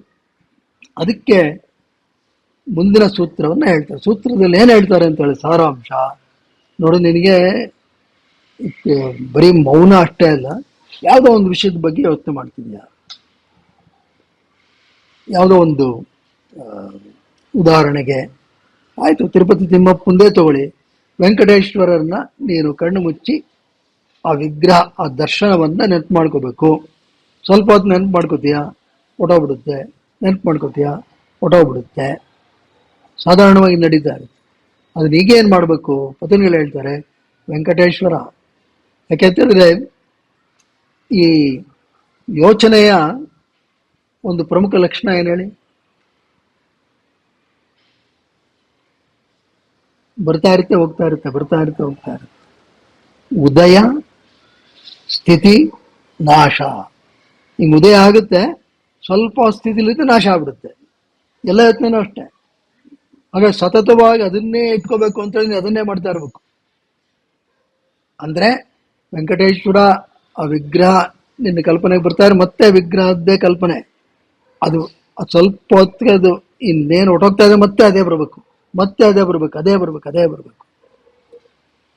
ಅದು ಟ್ರಾನ್ಸ್ಫಾರ್ಮೇಶನ್, ಏಕಾಗ್ರದ ಪರಿಣಾಮ. ಇದು ಸಾಧನೆ.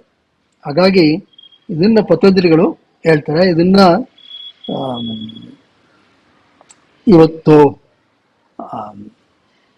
ಏನಂತ ನಾವು ಫ್ಲೋ ಅಂತ ಕರೀತಾರೆ.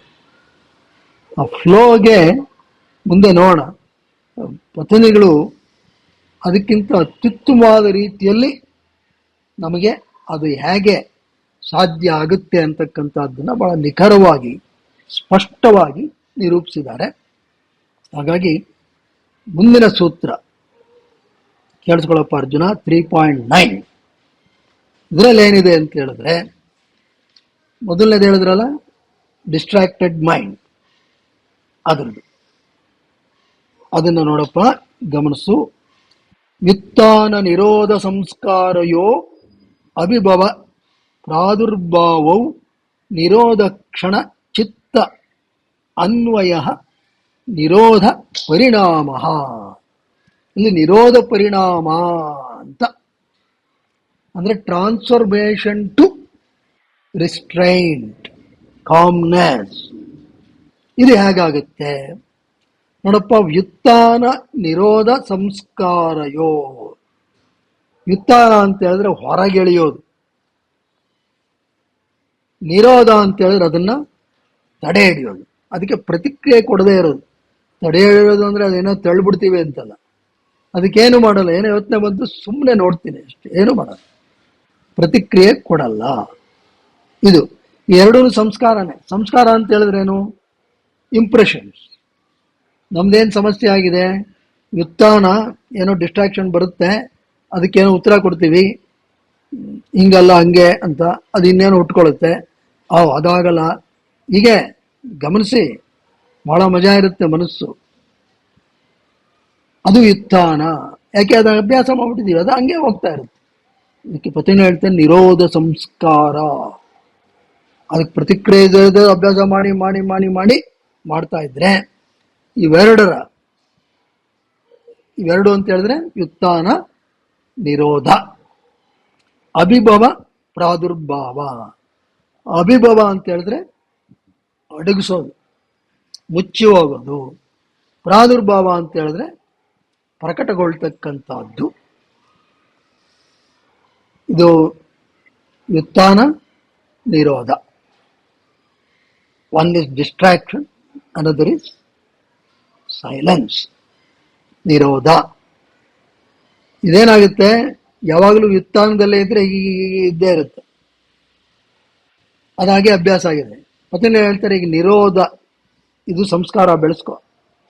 ಮೌನವಾಗಿರೋದು, ಕಾಮ್ನೆಸ್ ಬೆಳೆಸ್ಕೊ. ಹಾಗೇನಾಗುತ್ತೆ, ಈ ಮೌನ ಬೆಳಿಬೇಕಾದ್ರೆ ಇದೇನಾಗಬೇಕು,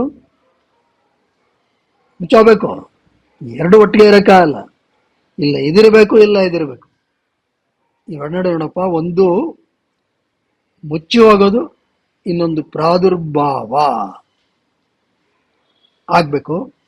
ಆಗ ಈ ಒಂದು ವ್ಯುತ್ಥಾನ ಸಂಸ್ಕಾರ ಕಮ್ಮಿಯಾಗಿ ಈ ನಿರೋಧ ಸಂಸ್ಕಾರ ಬಲಗೊಳ್ತಾ ಇದ್ರೆ, ಪ್ರಕಟಗೊಳ್ತಾ ಇದ್ರೆ, ಆಗ ನಿರೋಧ ಕ್ಷಣ ಚಿತ್ತ ಅನ್ವಯ. ಹಾಗೇನಾಗುತ್ತೆ, ನಿರೋಧದ ಕ್ಷಣದಲ್ಲಿ ಚಿತ್ತದ ಮನಸ್ಸು ತಾದಾತ್ಮ್ಯ ಹೊಂದುತ್ತೆ. ಆಗ ಅದರಲ್ಲಿ ಮನಸ್ಸು ತಾದಾತ್ಮ್ಯಗೊಳ್ಳುತ್ತೆ ಅಂದ್ರೆ ಅದರೊಳಗಡೆನೆ ಬೆರೆಯುತ್ತೆ. ಯಾಕೆ ಮನಸ್ಸಿಗೆ ಏನು ಇಷ್ಟ ಆಗುತ್ತೆ, ಒದ್ದಾಡೋದ, ಸುಮ್ಮನೆ ಇರೋದ? ಮೌನ ಇಷ್ಟ ಆಗುತ್ತೆ. ಕಾಮ ಯಾರಿಗೆ ಬೇಡ ಹೇಳಿ? ಅದಕ್ಕೇನಾಯ್ತು, ಇದನ್ನು ಮಾಡಿ ಮಾಡಿ ಇದನ್ನು ಪಳಗಿಸು. ಆಗ ನಿನಗೆ ಒಂದು ನಿರೋಧದ ಕ್ಷಣದಲ್ಲಿ ಚಿತ್ತ ತಾದಾತ್ಮ್ಯ ಆಗುತ್ತೆ. ಅಂತ ಹೇಳಿದ್ರೆ ಅದು ಈಗ ಅಲ್ಲಾಡ್ತಾ ಇದೆ, ಮತ್ತೆಲ್ಲ ಸ್ವಲ್ಪ ಮೌನ ಬಂತು, ಆಗ ನಿರೋಧದ ಕ್ಷಣ ಅದು. ಅಲ್ಲಿ ಮನಸ್ಸು ತಾದಾತ್ಮ್ಯಗೊಳ್ಳುತ್ತೆ. ಆಮೇಲೆ ಅದನ್ನು ಬೆಳೆಸ್ಕೊಂಡು ಹೋಗ್ಬೇಕು. ಅದು ಮುಂದೆ ಹೇಳ್ತಾರೆ. ಇದನ್ನ ನಿರೋಧ ಪರಿಣಾಮ ಅಂತ ಕರೆದ್ರು. ನಿರೋಧ ಪರಿಣಾಮ ಅಂತ ಹೇಳಿದ್ರೆ ಟ್ರಾನ್ಸ್ಫರ್ಮೇಷನ್ ಟು ರಿಸ್ಟ್ರೈಂಟ್. ಇದಾಗಬೇಕು ಮೊದಲು. ಅಂದರೆ ವ್ಯುತ್ಥಾನ ಮತ್ತು ನಿರೋಧ ಸಂಸ್ಕಾರಗಳಲ್ಲಿ ಒಂದು ಪ್ರಕಟಗೊಳ್ಳೋದು, ಇನ್ನೊಂದು ಮುಚ್ಚಿ ಹೋಗೋದು. ಇದರಲ್ಲಿ ನಿರೋಧ ಕ್ಷಣ ಪ್ರಕಟಗೊಂಡಾಗ ಅದರಲ್ಲಿ ಚಿತ್ತದ ತಾದಾತ್ಮತೆ ಏನಿರುತ್ತೆ, ಅದಕ್ಕೆ ನಿರೋಧ ಪರಿಣಾಮ. ಆಗ ಮನಸ್ಸಿಗೆ ಅದೊಂದು ರುಚಿ ತೋರಿಸ್ದಂಗೆ, ನೋಡಪ್ಪ ಇದು ಮೌನ ಅಂತಕ್ಕಂಥದ್ದು, ಕಾಮ್ನೆಸ್, ಟ್ರ್ಯಾಂಕ್ವಿಲಿಟಿ ಸಾಧ್ಯ ಅಂತ. ಅದರಲ್ಲಿ ತಾದಾತ್ಮ್ಯ ಆಗ್ತಕ್ಕಂಥದ್ದು ಬಹಳ ಮುಖ್ಯ. ಅದು ಹಾಗಾಗಿ ನಾವು ಇಲ್ಲಿ ಗಮನಿಸಬೇಕಾದ ಅಂಶ ಇದು ನಡೀತಾನೆ ಇರುತ್ತೆ. ಈ ಉತ್ಥಾನ ಮತ್ತು ನಿರೋಧ ಸಂಸ್ಕಾರಗಳು. ಉದಾಹರಣೆಗೆ ಬೆಂಗಳೂರಲ್ಲಿ ಉದಾಹರಣೆ ಬಹಳ ಚೆನ್ನಾಗಿ ಕೊಡಬಹುದು. ಏನು ರಸ್ತೆ, ಯಾವುದೋ ರಸ್ತೆ ಇರುತ್ತೆ, ಅಥವಾ ಹಳ್ಳಿ ಕಡೆ ತಗೊಳ್ಳಿ, ಇಲ್ಲಿ ಟ್ರಾಫಿಕ್ ಸಿಕ್ಕಾಪಟ್ಟೆ ಜಾಸ್ತಿ. ಹಳ್ಳಿ ಕಡೆ ಯಾವುದೋ ಒಂದು ಮಣ್ಣು ರಸ್ತೆ ಇರುತ್ತೆ ಅಂತ ಇಟ್ಕೊಳ್ಳಿ. ಯಾವ್ದಾದ್ರು ಒಂದು ಗಾಡಿ ಹೋಗ್ಬಿಟ್ರೆ ಧೂಳು ಮೇಲೆ ಎದ್ದು ಬಿಡುತ್ತೆ, ಗಾಡಿ ಹೋಗ್ಬಿಟ್ರೆ ಅದೇ ವ್ಯುತ್ಥಾನ, ಡಿಸ್ಟ್ರಾಕ್ಷನ್. ಆಮೇಲೆ ಏನಾಗುತ್ತೆ, ಅದು ಸೆಟ್ಲ್ ಆಗಿ ಆರಾಮ್ ಅನ್ಸುತ್ತೆ, ನಿರೋಧ. ಇನ್ನೊಂದು ಗಾಡಿ ಬಂದ್ಬಿಟ್ರೆ ವ್ಯುತ್ಥಾನ. ಗಾಡಿಗಳು ಓಡಾಡ್ತಾನೆ ಇದ್ರೆ ಬರೀ ವ್ಯುತ್ಥಾನವೇ, ನಿರೋಧ ಕ್ಷಣ ಪರಿಚಯವೇ ಆಗಲ್ಲ, ನಿರೋಧ ಕ್ಷಣವೇ ಇರಲ್ಲ. ಆದ್ರೆ ಧೂಳು ಮೇಲೆ ಕೇಳ್ತು, ಆಮೇಲೆ ದೇರ್ ಇಸ್ ನೋ ಟ್ರಾಫಿಕ್. ಮನಸ್ಸಿನಲ್ಲಿ ಅನ್ವಯ ಮಾಡ್ಕೊಳ್ಳಿ. ಇದು ಮನಸ್ಸಿನಲ್ಲಿ ಬರೋ ಯೋಚನೆಗೆಲ್ಲ ನಾವು ಏನೋ ಒಂದು ರಿಯಾಕ್ಷನ್ನು, ಕಾಮೆಂಟ್ಸು, ಜಡ್ಜ್ಮೆಂಟ್ಸ್ ಮಾಡ್ತಾನೆ ಇದ್ರೆ ರಾಡಿ ಇಳಿದು ಬಿಡುತ್ತೆ. ಒಂದೆರಡಕ್ಕೆ ನೀವು ಮಾಡಲಿಲ್ಲ ಅಂದ್ರೆ ಇದಾಗ್ಬಿಡುತ್ತೆ. ಆಮೇಲೆ ಈ ಟ್ರಾಫಿಕ್ ಕಮ್ಮಿ ಆಗುತ್ತೆ. ಟ್ರಾಫಿಕ್ ಕಮ್ಮಿ ಆದಾಗ ಏನಾಗುತ್ತೆ, ನ್ಯಾಚುರಲಿ ಕಾಮ್ನೆಸ್ ಜಾಸ್ತಿ ಆಗುತ್ತೆ. ಹಾಗಾಗಿ ನಾವು ಅಭ್ಯಾಸದಿಂದ ನಿರೋಧ ಸಂಸ್ಕಾರ, ಈ ಉತ್ಥಾನ ಸಂಸ್ಕಾರಕ್ಕಿಂತ ಬಲಗೊಳಿಸಬೇಕು. ಇದು ಯೋಗಶಾಸ್ತ್ರದಲ್ಲಿ ಪತಂಜಲಿಗಳು ಕೊಡ್ತಕ್ಕಂತಹ ಒಂದು ಅದ್ಭುತವಾದಂತಹ ಒಂದು ಮೈಲಿಗಲ್ಲು. ಮೊದಲು ಏನು ಮಾಡಬೇಕು? First step, distraction to calmness. Easy technique. ಇದೇನು ಮಾಡು, ಪ್ರತಿಕ್ರಿಯೆ ಕೊಡಬೇಡ. ಆ ನಿರೋಧ ಕ್ಷಣ, ಒಂದು ಕ್ಷಣ ಮೌನವನ್ನು ಅನುಭವಿಸು ಸಾಕು. ಆಮೇಲೆ ಅದನ್ನೇ ಇಡಿ, ಅದನ್ನೇ ಇಡಿ, ಅದನ್ನೇ ಇಡಿ, ಅದನ್ನೇ ಇಡಿ. ಅದು ಸಂಸ್ಕಾರವಾಗಿ ಬದಲಾಗ್ತಾ ಆಗ್ತಾ ಆಗ್ತಾ ನಿನಗೆ ಅದು ಸಾಧ್ಯ ಆಗತ್ತೆ. ಆಗ ಆ ಒಂದು ಕ್ಷಣ ಇರೋದು ಮತ್ತೆ ಅದು ಜಾಸ್ತಿ ಆಗ್ತಾ ಆಗ್ತಾ ಆಗ್ತಾ ಹೋಗುತ್ತೆ. ಆಗ ನೀನು ದೀರ್ಘಕಾಲೀನವಾಗಿ ಅದನ್ನು ಬೆಳೆಸ್ಕೋಬೋದು. ಈ ಸಂಸ್ಕಾರ ಅಂತಕ್ಕಂಥದ್ದು ಇಲ್ಲಿ ಬಹಳ ಮುಖ್ಯ. ಹಾಗಂದ್ರೆ ಇದೇನು ನಾವು ಕೇವಲ ಕೂತು ಯಾವುದೋ ಒಂದು ತರಗತಿಯಲ್ಲಿ ಧ್ಯಾನ ಮಾಡೋದೋ ಇಷ್ಟಕ್ಕೆ ಸೀಮಿತಾನ? ಇದಕ್ಕೆ ಮೀರಿದ್ದೇನಾದರೂ ಇದರಲ್ಲಿ ಇದೆಯಾ? ಇಷ್ಟೇನಾ? ಪ್ರಾಕ್ಟಿಕಲ್ ಇಂಪ್ಲಿಕೇಶನ್ಸ್ ಏನಾದ್ರು ಇದೆಯಾ? ಇದಕ್ಕೇನು ಇಷ್ಟೆಲ್ಲ ತಿಳ್ಕೊಂಡೇ ಇರಬೇಕಾ? ಈ ಥರದ ಸಂಸ್ಕಾರ ಇದನ್ನೇನು ತರಗತಿಯಲ್ಲಿ ಕೂತ್ಕೊಂಡು ಕಣ್ಮುಚ್ಕೊಂಡು ಅಭ್ಯಾಸ ಮಾಡೋದ ಅಂದ್ರೆ ಇಲ್ಲ. ಇದು ನಾವು ಜೀವನದಲ್ಲಿ ಬೆಳೆಸಿಕೊಳ್ಳಬೇಕಾಗಿರ್ತಕ್ಕಂಥದ್ದು. ಇದಕ್ಕೆ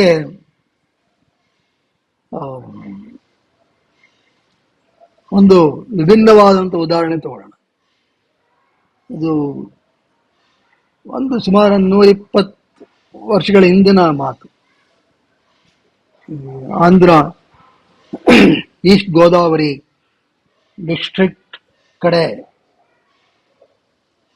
ಇದ್ದಂಥ ಒಬ್ಬ ಸಾಧ್ವಿ ಮಹಿಳೆ, ಆಕೆಯ ಕತೆ. ಆಕೆ ಹೆಸರು ಹಿಂದೆ ಒಂದ್ಸತಿ ಹೇಳಿದ್ದೆ, ಡೊಕ್ಕಾ ಸೀತಮ್ಮ ಅಂತ. ಡೊಕ್ಕಾ ಸೀತಮ್ಮ ಅಂತ. ಈಕೆ ಸಂಸ್ಕಾರ ನೋಡಿ, ಏನು ಅದ್ಭುತವಾದದ್ದು ಸಂಸ್ಕಾರ. ಇವ್ರ ತಂದೆ ಭವಾನಿ ಶಂಕರ್ ಅಂತ. ಅವ್ರದ್ದೇನಪ್ಪ ಅಂತ ಹೇಳಿದ್ರೆ ಅನ್ನದಾನ ಅಷ್ಟೆ, ಇನ್ನೇನಿಲ್ಲ. ಅನ್ನದಾನ ಮಾಡೋದು. ಹಾಗೆಲ್ಲ ಈ ಥರ ಹೋಟ್ಲುಗಳು ಅದು ಏನು ಇರ್ತಾ ಇರಲಿಲ್ಲ. ಯಾರೇ ಬಂದ್ರು ಎಷ್ಟೊತ್ತಾರು ಬರಲಿ, ನಗನಗ್ತಾ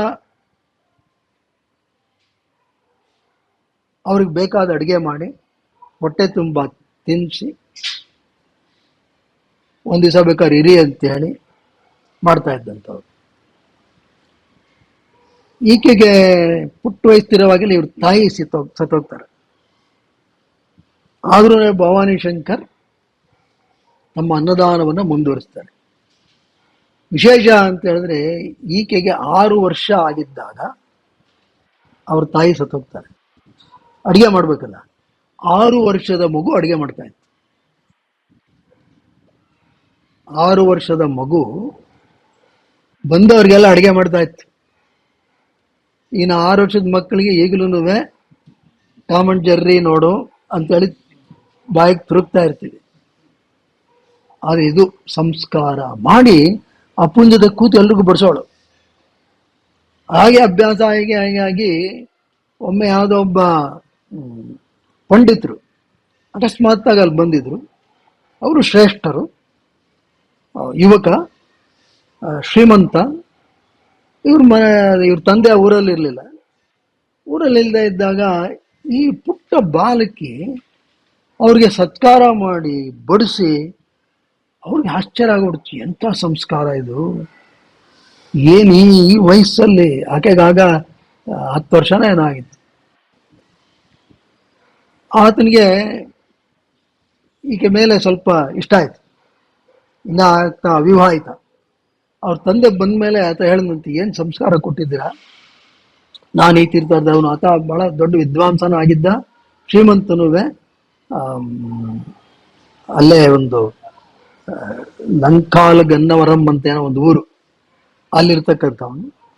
ನಿಮ್ಮ ಅಪ್ಪಣೆ ಇದ್ರೆ ಮದುವೆ ಮಾಡ್ಕೋತೀನಿ.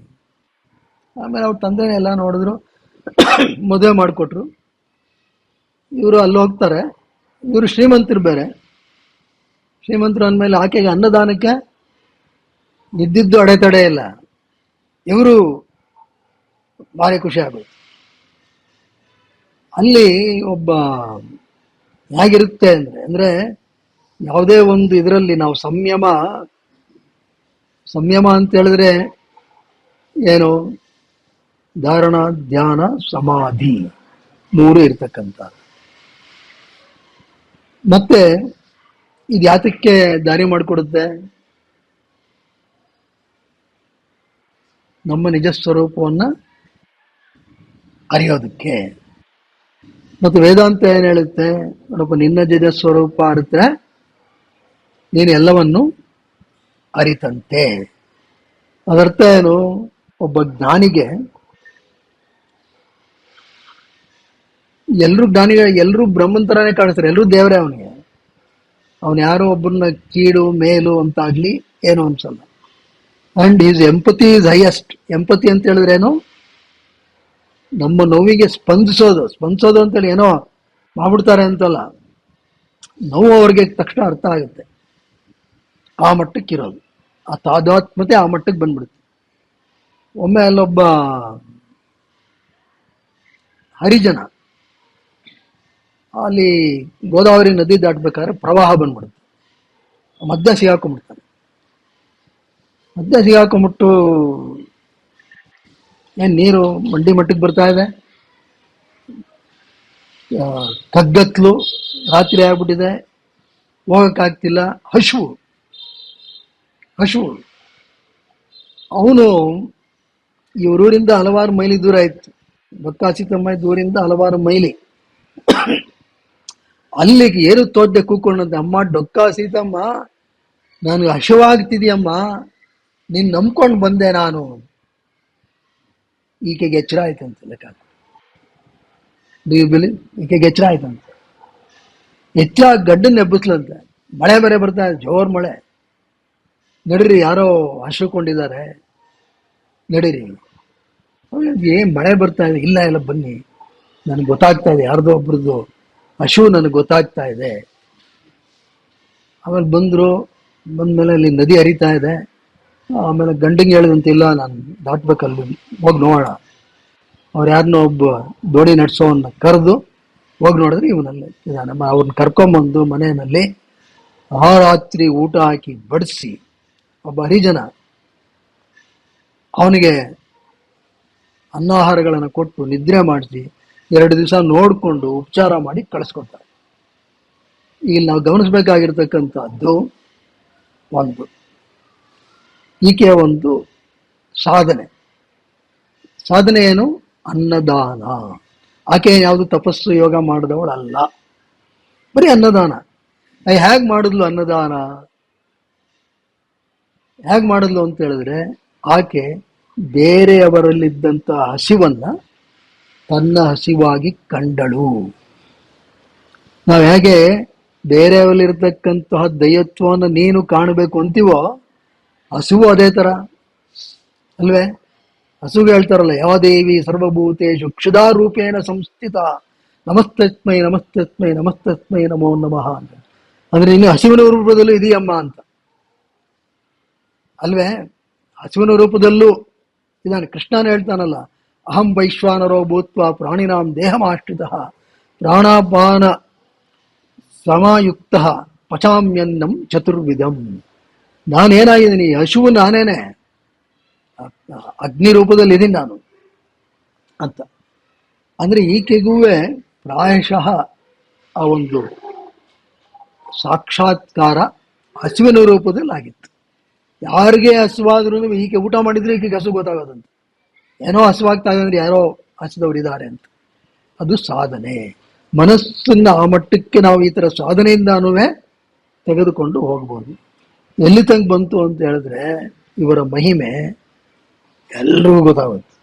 ಅಲ್ಲೊಬ್ಬ ಇಂಗ್ಲೆಂಡ್ ಇಲ್ಲಿ ರಾಜ ಒಬ್ಬ, ಅವನು ಎಡ್ವರ್ಡ್ 7, ಡೆಲ್ಲಿನಲ್ಲಿ ಅವನಿಗೆ ಪಟ್ಟಾಭಿಷೇಕ ಆಗಬೇಕು, ಕ್ರೌನ್. ಅವನೇ ಹೇಳದಂತೆ, ಇಲ್ಲ ನಾನು ದೊಕ್ಕಾಸಿತಮ್ಮ ಬರಬೇಕು, ಆಕೆ ಎದುರುಗಡೆ ನಾನು ಕೂತ್ಕೊಂಡು ಪಟ್ಟ ಕಟ್ಟಿಸ್ಕೊತೀನಿ. ಎಂಥ ಮಹಿಮೆ ಆಕೆದು ಅಂತ. ಸರಿ, ವಿಶಾಖಪಟ್ಟಣಂ ಕಲೆಕ್ಟರ್ ಯಾರಿಗೋ ಹೇಳಿದ್ರಂತೆ. ಅವನು ಬಂದು, ಅಮ್ಮ ನೀವು ಬರಬೇಕು, ಈ ಥರ ಎಡ್ವರ್ಡ್ ಇದು ಮಾಡ್ತಿದ್ದಾನೆ, ನೀವು ಬರಬೇಕು.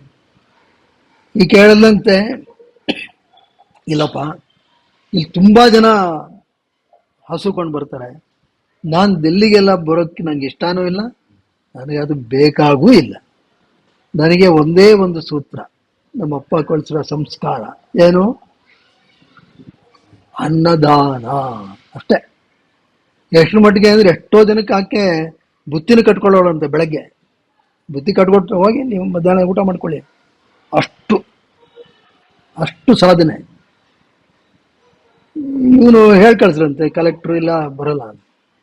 ಕೊನೆಗೆ ಡಾಕ್ಟರ್ ಸೀತಮ್ಮಗೆ ಅವರು ಇನ್ನೊಂದು ಸಂದೇಶ ಕಳಿಸ್ರು, ಆಕೆ ಬರೋಕ್ಕೆ ಸಾಧ್ಯ ಇಲ್ಲ ಅಂತ ಹೇಳಿದ್ರೆ ಆಕೆ ಫೋಟೋನಾರು ಒಂದು ಕಳಿಸಿ, ಆ ಫೋಟೋ ಎದುರಿಗಿಟ್ಟು ಐ ವಿಲ್ ಟೇಕ್ ಪೊಸಿಷನ್. ಮತ್ತೆ ಈ ಕಲೆಕ್ಟರ್ ಬಂದ್ರಂತೆ, ಬಂದು ನಿಮ್ದೊಂದು ಫೋಟೋ ತಕ್ಕೊಳಕ್ಕೆ ಅನುಮತಿ ಕೊಡಿ. ಆಕೆ ಹೇಳ್ದಂತೆ, ಇಲ್ಲ ನನಗಿದು ಯಾವುದು ಬೇಕಾಗಿಲ್ಲ, ಬರೀ ಅನ್ನದಾನ ಅಷ್ಟೇ ನನಗೆ ಗೊತ್ತಿರೋದು, ಅನ್ನದಾನ ಮಾಡ್ತೀನಿ, ಫೋಟೋ ತಗೊಂಡು ಏನು ಮಾಡ್ತೀನಿ. ಅದಕ್ಕೆ ಆತ ಹೇಳಿದಂತೆ, ಅಮ್ಮ ನನ್ನ ಉದ್ಯೋಗ ಹೋಗ್ಬಿಡುತ್ತಮ್ಮ, ಒಂದು ಫೋಟೋ ಕೊಡು. ಸರಿ ತಟ್ಕೊಳ್ಳಿ ಅಂದು. ಈಗಲೂ ನೀವು ಇಂಟರ್ನೆಟ್ಟಲ್ಲಿ ನೋಡ್ಬೋದು ಆ ಫೋಟೋ. ಅವಾಗ ಫೋಟೋ ತಗೊಂಡು ಫೋಟೋ ಡೆಲ್ಲಿಗೆ ಕಳಿಸ್ತಾನೆ. ಅವನು ಡೆಲ್ಲಿಯಲ್ಲಿ ಅದಿಟ್ಟು ಅವನು ಅಭಿಷಿಕ್ತನಾಗ್ತಾನೆ. ಅಷ್ಟೇ ಅಲ್ಲ, ಅವನು ಇಂಗ್ಲೆಂಡ್ಗೆ ಹೋಗ್ಬೇಕಾದ್ರೆ ಅವಳೆತ್ತರದ ಫೋಟೋ ಮಾಡಿಸಿ ರಾಯಲ್ ಅಸೆಂಬ್ಲಿ ಇದೆಯಲ್ಲ UK ನಲ್ಲಿ, ಅಲ್ಲಿ ಹಾಕ್ಸಿ ಅನ್ನಂತೆ ಈಕೆ ಫೋಟೋ. ಇವತ್ತಿಗೂ ಇದೆಯಂತ. ಅದನ್ನು ನಮ್ಮಲ್ಲಿ ಒಬ್ಬರು ಆಂಧ್ರ ಪ್ರದೇಶದವರೇ ಒಬ್ರು ಸ್ಪೀಕರ್ ಯಾರಾಗಿದ್ರು, ಬಾಲಯೋಗಿ ಅಂತ, ಅವ್ರು ಇಂಗ್ಲೆಂಡ್ಗೆ ಹೋಗಿದ್ದಾಗ ಇದು ನೋಡಿ ಆಶ್ಚರ್ಯ ಆಗ್ಬಿಟ್ಬಿಡಂತೆ. ಅರೆ ನಮ್ಮವರೇ, ನಮಗೆ ಅಷ್ಟು ಗೊತ್ತಿಲ್ಲ ಅವ್ರ ಫೋಟೋ ಎಲ್ಲಿದೆ ಅಂತ. ಹಾಗಾಯ್ತು. ಅಂದರೆ ಇದ್ರ ತಾತ್ಪರ್ಯ ಏನಪ್ಪಾ ಅಂತ ಹೇಳಿದ್ರೆ, ಎಲ್ಲವೂ ಸಾಧನೆಯಿಂದ ಸಾಧ್ಯವಾಗಬೇಕು. ನಾವು ಕೇವಲ ಏನೋ ಒಂದು ಓದಿದ್ದೀವಿ ಅದು ಮಾತ್ರಕ್ಕೆ ಆಗ್ಬಿಡಲ್ಲ. ಆಚರಣೆಗೆ ಏನು ತಂದಿದ್ದೀವಿ ಅಷ್ಟೇ ಮುಖ್ಯ. ಆಚರಣೆಗೆ ತರೋದು ಮುಖ್ಯ. ನೀವು ಸಹಸ್ರಾರು ಪುಟಗಳು ಕಂಠಸ್ಥವಾಗಿರ್ಬೋದು, ಅದರಿಂದ ಹೆಚ್ಚಿಗೆ ಪ್ರಯೋಜನ ಇದೆ ಅನ್ನಲಿಕ್ಕೆ ಆಗಲ್ಲ.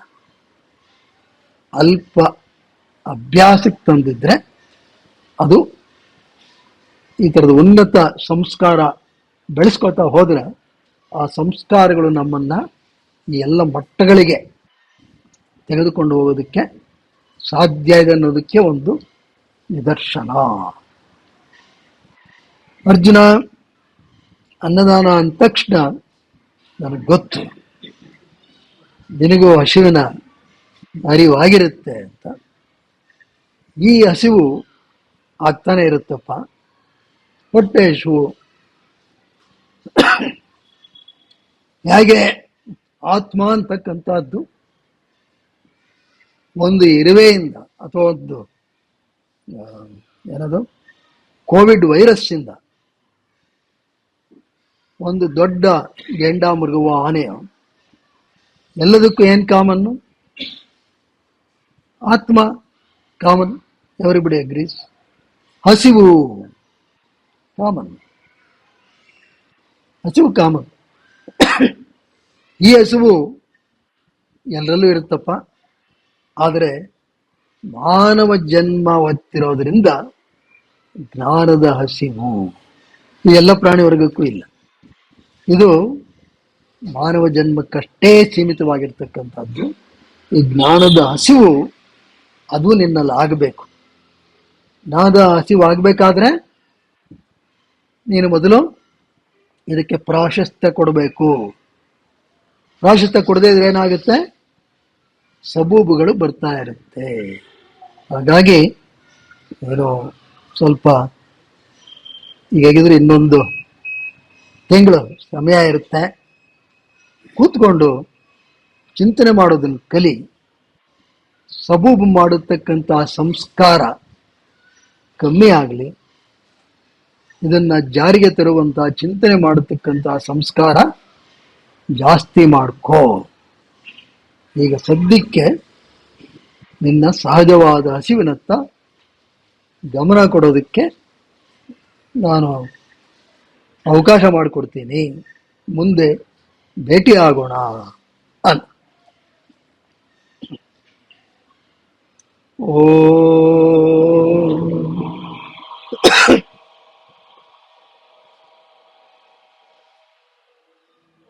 ಯೋಗೇನ ಚಿತ್ತಸ್ಯ ಪದೇನ ವಾಚಾ ಮಲಂ ಶರೀರಸ್ಯ ಅವೈದ್ಯಕೇನ ಯೋಪಾಕರೋತ್ತಂ ಪ್ರವರಂ ಮುನೀನಾಂ ಪತಂಜಲಿಂ ಪ್ರಾಂಜಲಿರಾನತೋಸ್ಮಿ. ಹರಿ ಓಂ. ಶ್ರೀಕೃಷ್ಣಾರ್ಪಣಂ. ಶ್ರೀ ಗುರುಭ್ಯೋ ನಮಃ. ಶುಭಮಸ್ತು.